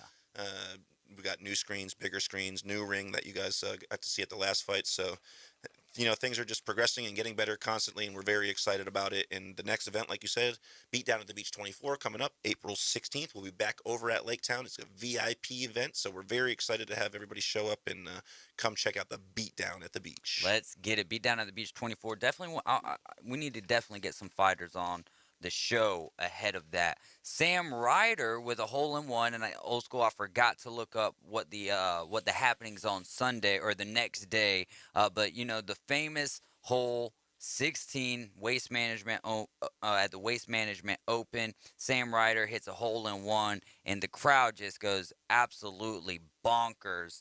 And they made their own rain. Tell us about the happenings of it in the first PGA Tour PGA Tour win for Scotty Scheffler as well. On top of that, and then let's save our thoughts on what's happening there at the Phoenix Open. Well, the Phoenix Open, the Waste Management Open, is famous for the 16th hole, which is where they have built a stadium around the hole so that it's like walking into the Coliseum. So the guys are hitting anywhere from 100 yards to 195 yards, and so in the past, before they got this whole thing built, Tiger made a one there one year. About blew the roof off, and there was no roof at that point. But in this case, he made a hole-in-one, and they've got police cameras out there, so they had some footage of what happened afterwards, and beer just came flying out of the stands, and it was just a huge celebration when he made a one. Mm-hmm. And the next day, on Sunday, another guy makes a one. Carlos Ortiz. The interesting part was when Ryder made his one, he put his ball in his pocket. He kept it. Mm-hmm. When Ortiz makes his one the next day, same thing happens. Beer flying everywhere. It's a party like you've never seen. He throws his ball up into the crowd, which just incited him even more. And then later on, a guy chipped in for a birdie, and the same thing happened again. So it's a party-like atmosphere that it's taken the players a while to figure out how to manage it. For a while they were trying to get the fans to be quiet, and then they just finally just accepted the fact of make as much noise as you can and then let us play. And the players are accepting it, and they're moving forward. And I'll save my comments for more later. So let's move on to the first PGA Tour win for Scotty Scheffler, how important that is, and then we'll get back to the rain in the desert. Well, I mean, for Scotty Scheffler, this is a big deal. This is a guy who has been in the amateur golf world was highly touted. From Texas, he played at the University of Texas. He was on the Ryder Cup team. He's never won. He's been out on the tour now for 3 or 4 years. He's probably the last big name of people who they thought was going to be a star who hasn't yet won. So for him to charge from behind like he did on Sunday to get a victory, it's a huge deal. I mean, we all remember Scotty Scheffler from the Ryder Cup because he had on Sunday in the singles matches, he took on John Rahm, who was the number one player in the world, the hottest player in golf, and took him down in a Ryder Cup singles match. So shows what talent level this guy has. And for him, he's been knocking on the door. Well, he beat it down this week and got the victory. And so I would watch out for Scotty Scheffler this year in the majors. All right. Yeah, I mean, he's been playing exceptionally well, really finishing off last season, coming into this season, really been in the top 10 almost every single event this year, both in Hawaii and leading into this event as well, ranking 9th overall in the world, 4th in the FedEx Cup, and I can only imagine this is just going to bump him up a little bit more. Oh, it will. And the other thing is, it's being in that environment. Now he has something to fall back on when he gets into contention. He'll remember what the feelings were like getting a win. He's been, in the big time tournaments. His specialty is he hits at a mile, but he's a really, really good putter. And so when you get those two, that combination of hitting it far and being a good putter, that makes you dangerous in the major championships. And so at Augusta this year, the U.S. Open, he's going to be somebody that people will be paying attention to, just because he now has that victory under his belt. He's had the taste. He knows how to deal with those nerves and finishing it off. And he's got that composure about him, right? He started off with a 68, shot a 71 in the second round, straight par, but then fired off a 62. Yeah. And so we think, oh, great, he's gonna cruise now. But then he starts off just nothing in the front. 3 bogeys, 3 birdies, just completely inconsistent on the front 9 on day 4, right. And then rips off five or six birdies on the back and 1 bogey on the back, and then gets into the playoff, and they tied the first hole, and then the second hole he knocks in a long birdie putt, 25 feet or so for birdie, gets the win. And that, so much of this is just learning how to win and learning how to control your emotions and learning how to breathe and how to be in that winning situation and pull it off. And then once you have that, then you can recall it when you get into the situation again. Let's get back to the fun stuff. The beer flying. So real quick, Carlos Ortiz, he's the first player this year to have back-to-back eagles, because following hole 16 on 17, he drove the short par 4 and then made his eagle putt. Eagle putt there. That's the 11th hole-in-one all-time on hole 16 at the Waste Management Open, and Ortiz is 3rd on tour. So that's cool for him. But what do you think about what the fans were doing? Like, I get it for the same right. Just give me your thoughts on everything, especially as a golfer. Well, I mean, I think it's cool. The environment is so unique in the fact that the tour and the players have accepted that the environment is different, and it's okay. However, anytime things start being thrown out of the stands, there's and you're throwing half empty to just not even barely open beer cans. Right. It's not like popcorn and water, which is completely acceptable, or should be in the NBA. We're talking about golf balls and beers and drinks and stuff like that. And they're throwing full aluminum cans full of beer, not only onto the green, but all around. And so you've got standard bearers, you've got officials, you've got players, you got caddies, you got all these guys, and you see them running for cover. You see them running underneath the stands to get to cover because they don't want to get hit by it. Yeah. And so, the fact of celebrating a hole-in-one, it's cool. It's an amazing thing to watch. I don't have a problem with them throwing beer, the liquid itself. Shake your cups or shake your cups cans, and whatever. Keep your cup in your hand. Exactly. Don't throw it out, because then they have to go pick it all up. Well, it really affects the guys behind who are waiting to tee up. They're waiting, and the guys having to wait to go. Because how long did it take them to clean that up? It took easily 7 to 8 minutes. And they're prepared. They run out there. They all got trash bags in there, but that's just not. No, and Carlos Ortiz actually almost took one to the back of the head. Yeah. And so one of these guys that you're cheering for, right, you put a $10,000 bet on this guy to win the tournament, and it could very well, you hit him with that can, and then you disqualify your own bet, essentially.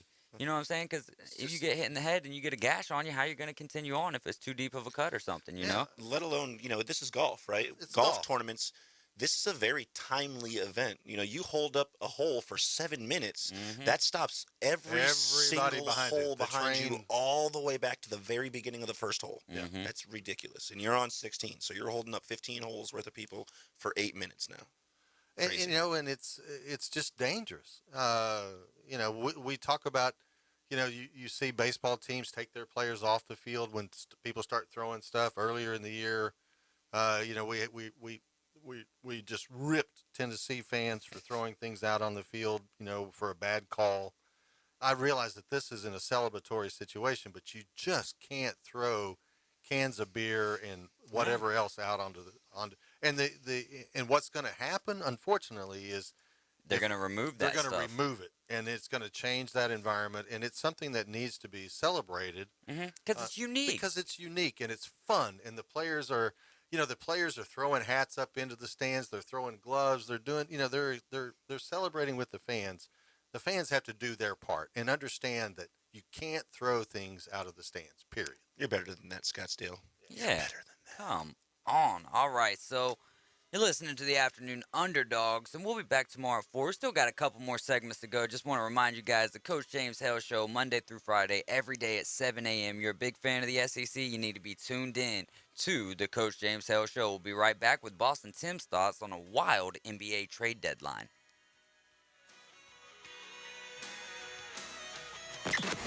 Weather in the Panhandle never stops. Turn to 104.3 ESPN Northwest Florida and staff meteorologist Tim Root for up-to-the-minute weather reports all day long. Moving northwestward into the Gulf of Mexico by the weekend. In-depth storm coverage. Gusty winds up to 60 miles per hour. And breaking weather as it happens. We do have a tropical storm warning. ESPN Northwest Florida. Rely on it.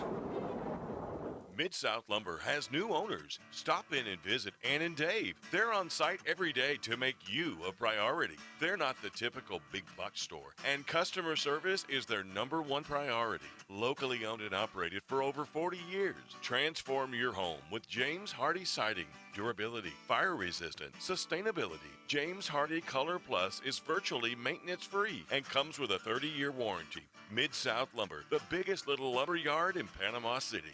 Hi, I'm Bobby Likens with another Car Clinic Minute. Have you ever played charades? You know, that party game where teams give clues to titles of books, songs, and movies. Well, when I come back, I'll teach you how to play the automotive version. The Car Clinic Minute. It's Bobby Likens Car Clinic, brought to you locally by Hewitt Tire and Auto. Call 850-769-7323. Your certified AAA service center and hometown towing. Visit them online at HewittTire.com. On Airport Road in Panama City. That's 850-769-7323. Hewitt Tire and Auto Center and hometown towing. In automotive charades, I'll give a song, movie, and book title that'll clue you on how to read the road. Ready? Song, You Are My Sunshine. If oncoming cars have visors down, there's glare that can prevent them from seeing you. Movie, Only the Shadow Knows. Not true. You too can tell a lot about types and pace of vehicles ahead by their shadows. And finally, book, Nancy Drew Mysteries. If cars coming toward you have lights on during the day, it's no mystery. It just signals rain, fog, or other hazards ahead. I'm Bobby Likens. Like us, you'll love us. Live from the Rib Crib Studio. Doing what other stations can't. The Afternoon Underdogs is live and local. 850-215-6290. Always be sure to listen for the dial tone. 104.3 ESPN Northwest Florida.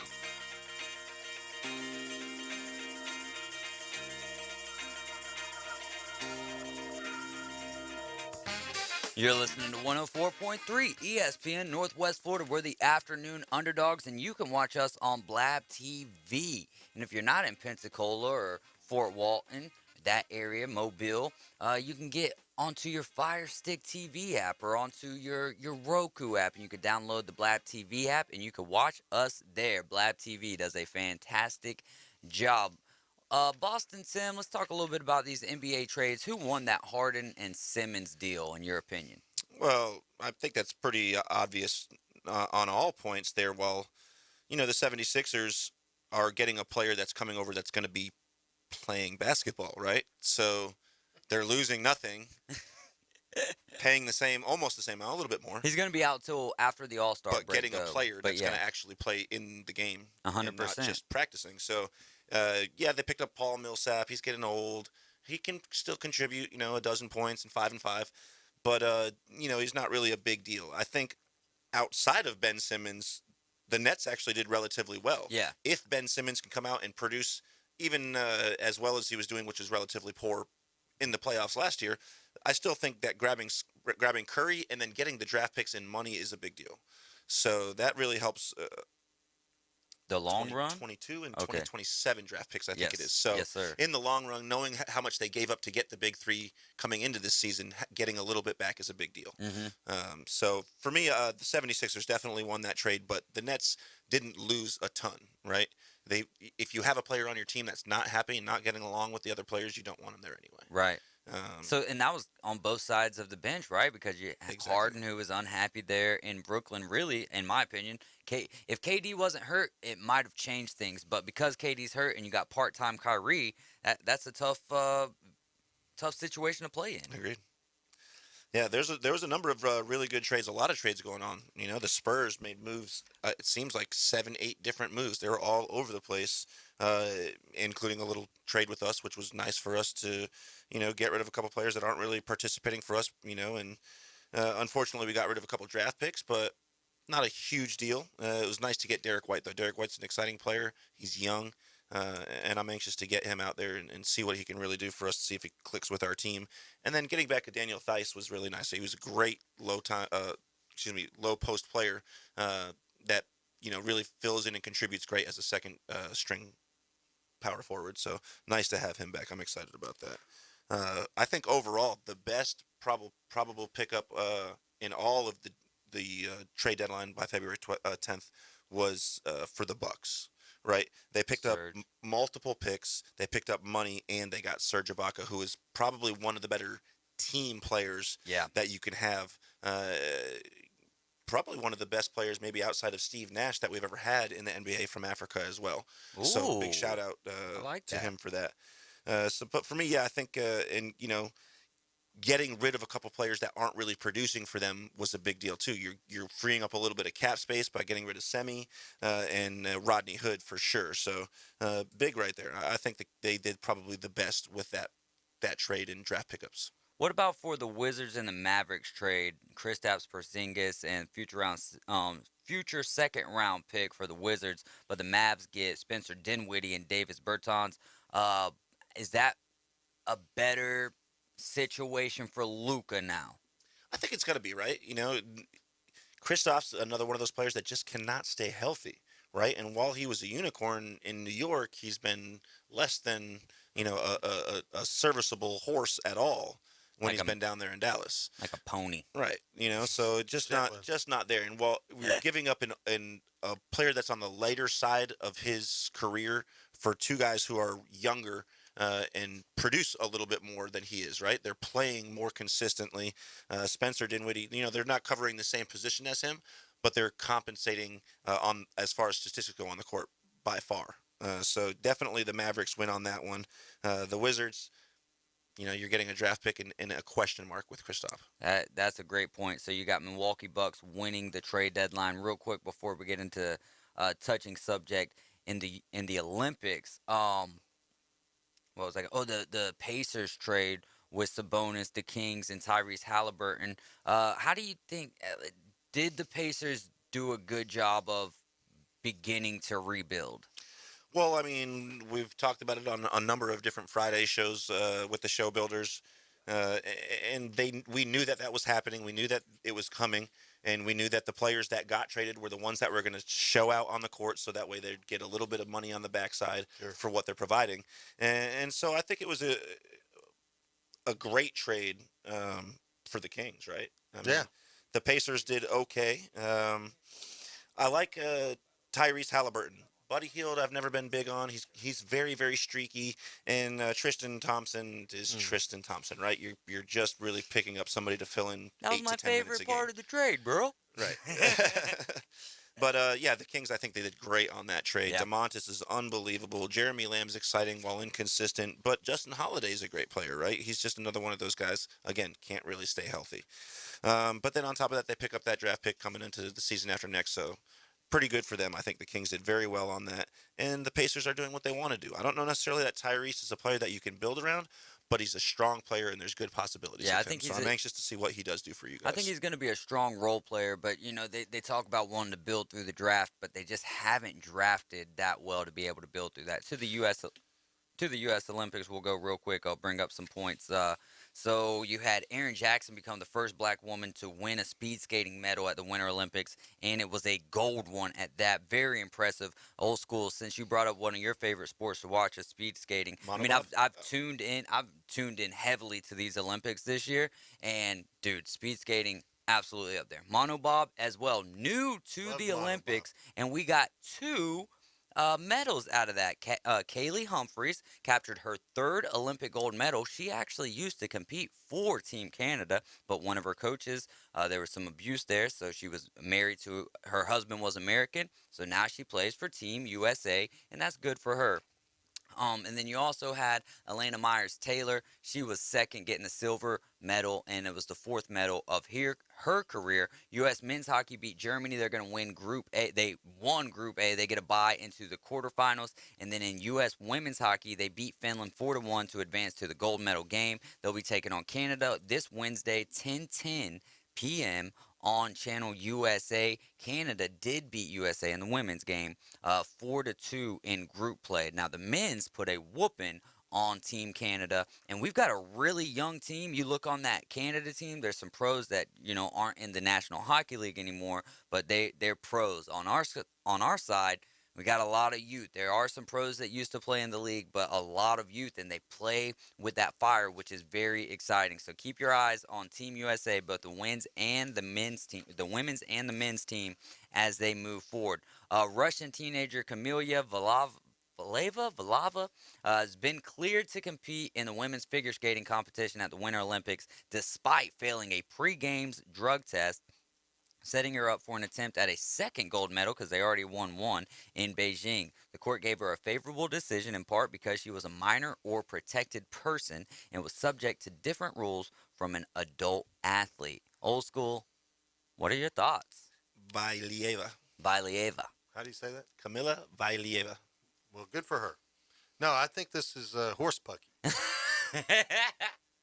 Apples. We call them apples on the ranch. Yeah. I mean, it's just wrong. I mean, just because she's younger, I mean, there's youth on every team. The problem, right, is who's getting her to do that, because this isn't a new situation with the ROC or the country of Russia. You look at what's gone on in the doping situation that in Russia, it's a well-known fact. The reason why they can't even compete for the country of Russia, they're competing as the Olympic Committee, the Russian Olympic Committee, because of exactly this, of taking drugs to benefit them. Now, did she know she was doing it? I don't know that. No one knows that. They're bred with it. It's just raised their entire lives on a system that they're not probably ever questioning. No, that you don't question. Right. And then you get the test, and there's more dope in the system than there is blood. Yeah, it's ridiculous. And it's the exact same situation. Not even though this person was not a minor. What was the young lady? She was a sprinter. Sha'Carri Richardson. At our Summer Olympic trials, she ran the sprint. Came back. She didn't have it steroid. I think it was it was weed. It was marijuana. Weed. Yeah, We're and her talking mom. about weed. Opposite. And it was her mom that just passed away, I believe, right? Or some family member. It was her way of coping with the loss of her mom. And I've never met anyone who said, "Yeah, I smoke a lot of marijuana to make me run faster." Okay, buddy. But yet she doesn't get to go and pursue her dream of running in the Olympics. Yeah. But yet this young lady gets a favorable report, and now she's going to be able to go and fulfill her dream because she's a minor. And the worst part is she's a Russian. I mean, this is the Russians have been doing this for years and years. And before that, it was the East Germans, and before that, it was whoever. It's because they're communist. I got nothing to do with these people. We might get an alert here soon that we need to get under our desks, old school. Hey, I crawled under my desk because of the Russians before, and I'm not doing it again. I just kicked the desk a minute ago. My leg's bleeding.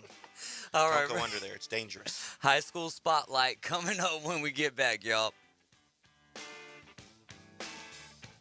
My forecast overnight, scattered clouds, 40 to 45 for the low. Light east winds expected. Light east winds expected Tuesday, partly to mostly sunny, 62 to 68 for the high. A weather front coming in Wednesday and Thursday with clouds and showers. There'll be some sunshine Wednesday around 70, some gusty winds, maybe a thunderstorm Thursday. This weather forecast has been brought to you by Mid-South Lumber, best little lumber yard in Panama City and Youngstown. For 104.3 ESPN Northwest Florida, I'm meteorologist Tim Root. 104.3 ESPN Northwest Florida.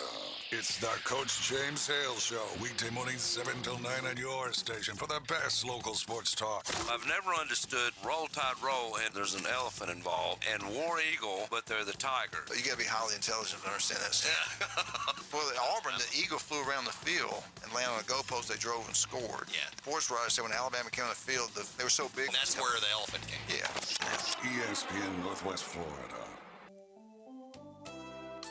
Hi, this is Matt Lewis with Reliable Hydraulic Solutions. We offer comprehensive diagnostics and repair service for all types of hydraulic units, such as hydraulic and pneumatic cylinders, hydraulic pumps, motors, and valves, as well as a broad range of hydraulic hoses and O-rings. Give us a call at Reliable Hydraulic Solutions at 850-326-3000 for any of your hydraulic needs. Or come see us on Commercial Drive off Jinx Avenue in Panama City.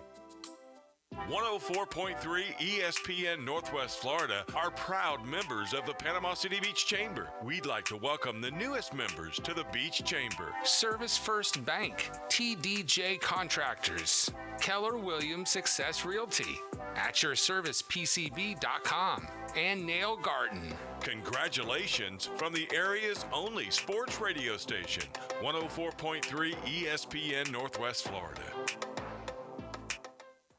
Dr. Chad Mitchell, orthopedic surgeon specializing in sports medicine and joint replacement of the knee, shoulder, and hip. He serves our local athletes and our community. Southern Orthopedic Specialist has been the leader in orthopedic care for over 20 years. New patients are welcome.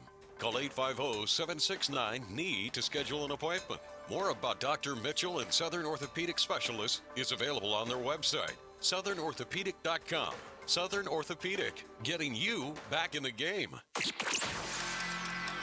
from the Rib Crib Studio. Hot takes, the latest trades, in-depth interviews. That is my reaction. We break it down for you right here. Very big springboard for the rest of my career. The Afternoon Underdogs. That's the problem right there. 104.3 ESPN Northwest Florida.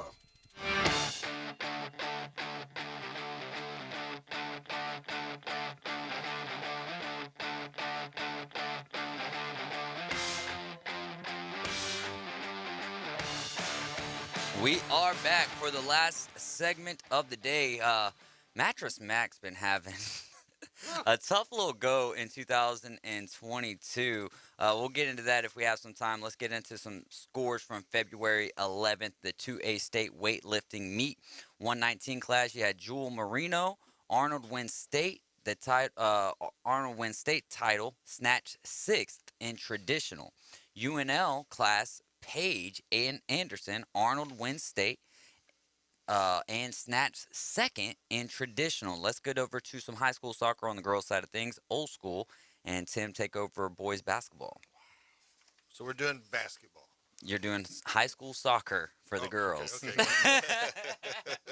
Thank you, sir. I'm still breathing hard over the Russians. Sorry. All right, so 5A regional semifinals. Stanton takes down Bosley 1-0, and Gulf Breeze defeats Arnold 4-0. Tough for us. Okay. 4A region semifinal. South Walton defeats Tacoy Creek 6-0.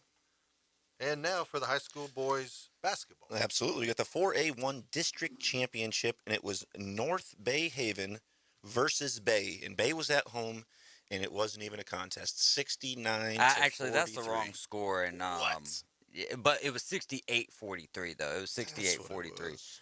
Man, I was gonna go to this game. I asked Coach Manley. I was like, "You at the game? I'm gonna go over. I was gonna head over there. I get home and I'm like, man, I'm kind of tired. And I was thinking about it. I was like, this could be such a good contest. And then I was like, ah, man, just kind of the size difference in the schools a little bit just kind of led me to believe that maybe it was going to be this type of a contest. And you just, like, don't hold your heads down, North Bay Haven, because y'all had such a beautiful season. And, I didn't have the pleasure of watching you guys, but I did get to, see the majority of your scores scrolling through. And y'all had a fantastic season. And Bay is really building something over there with Coach Rusty Cook. So that was awesome. Yeah, very exciting. But then we did have a good close game in the 1A1 district championship where we had Jay travel to Paxton, and Paxton did get the victory at home 56-52. And then we had the 1A2 district championship. Poplar Springs traveled to Bethlehem, and on this game, the road team got a victory, winning 50-48. What an exciting game. I bet that was. 1A3 district championship. Alpha traveled to Malone and lost 60-69. The 1A4 district championship. We had Franklin traveling to Bluntstown, a very low-scoring game, but a good victory for the traveling team of Franklin with a 46-29 win. And then we got the 1A girls state weightlifting after that. Yeah, 129 class, Braden Smith out the state title in traditional, and then the 169 class, Sydney Freeport state title in snatch, and third place in traditional boys high school soccer. Arnold shuts out Matanzas 5-0. South in the 4A regional semifinal, South Walton over West Florida 7-2. A lot of goals in that one. In the 2A regional semifinal, PSJ, Port St. Joe, 1-0 over St. John Paul II. JUCO baseball, old school take those, and Boston Tim finishes off with the JUCO softball scores. Gotcha. So JUCO baseball, Walters State travels to Chipola and gets the victory 10-7. Is this Motlow or Motlow? I go Motlow State. Motlow State takes on Northwest Florida, and they get a shellacking. Northwest Florida puts it on them 10-0. And Northwest Florida, it was a doubleheader. They get game 2, 7-6. Oh, so a big sweep there by Northwest Florida over Motlow State. Awesome. Yes, sir. So in the junior college softball tournament or games, we had Southern Union traveling to Northwest Florida, and they lost 9-5. We had Central Alabama traveling to Gulf Coast, and they lost 5-1. Northwest Florida hosted Gordon State, and they won 10-4. And Lakeland traveled to Gulf Coast, lost 7-2. JUCO women's basketball, Northwest Florida shellacks Tallahassee 82-50, and Chipola over Pensacola 69-56. We got a couple of texts in. Caveman Rick says Putin is going to invade Ukraine with the Russian military committee. And Professor Plum says, old school, to your point, the Russians are poised to invade Ukraine. So that is definitely a situation that we won't be necessarily monitoring on the show, but as Americans, we will be fully aware of what's going on. Great.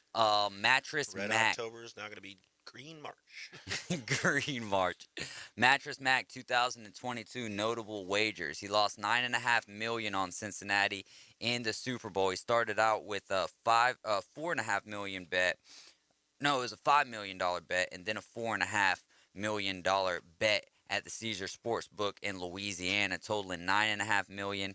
And he bet the money line. If he would have bet the spread, which the odds would not have been the same at all, but he bet the money line, so he loses. But the Bengals did win when you add the spread there. He also lost $2 million on New England to win the Super Bowl at 20-1 odds. He lost $700,000 on the Titans to win the Super Bowl, and he lost $6.15 million on Alabama to win the college football playoff at around plus 130 odds. So that is a lot, and this is all in 2022.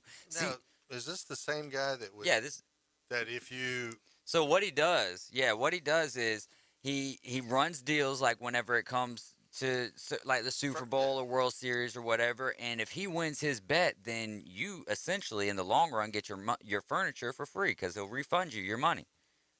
But if he loses, you pay what you pay. What you would have normally paid. So it's a pretty cool. He's gambling and giving back all at the same time, overly marketing, and that's why his company, I think, has done so well. That's why he has the ability to make these bets, because he does these outlandish things while he is betting.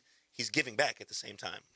It's a really cool concept that he goes with there. It is really cool. The only problem with Mattress Mac is he goes for the Astros. But if I lived in Houston, well, the other thing is he Are you gonna picked go for the Alabama Rangers? to win. Come on. Everybody knew Georgia was going to win. No more bets on my tight ends. Anything that's got to do with me, Mattress Mac, keep it away from my teams, please, because your New luck England is too, running out. Yeah, New England too. All right, we're almost out of time for today, but MLB is no closer to a deal. We'll talk a little bit more about that tomorrow, but no closer. And I'm just wondering, are we even going to get a season at this point? Spring training, they were supposed to be reporting the pitchers and the catchers today. We're not closer, y'all. That's all I can tell you. You're listening to the We will start on time. You think we'll start on time? All right, I'm holding you to that. You're listening to the Afternoon Underdogs. We'll be back tomorrow at 4 tomorrow, and we'll find out why Boston 10 feels so strongly we'll start on time I've got well. some swampland I'd like to talk to you about. All right, we're out. Coach James Hale live at 7. Oklahoma State, Kansas, 7:30 p.m. tonight. 104.3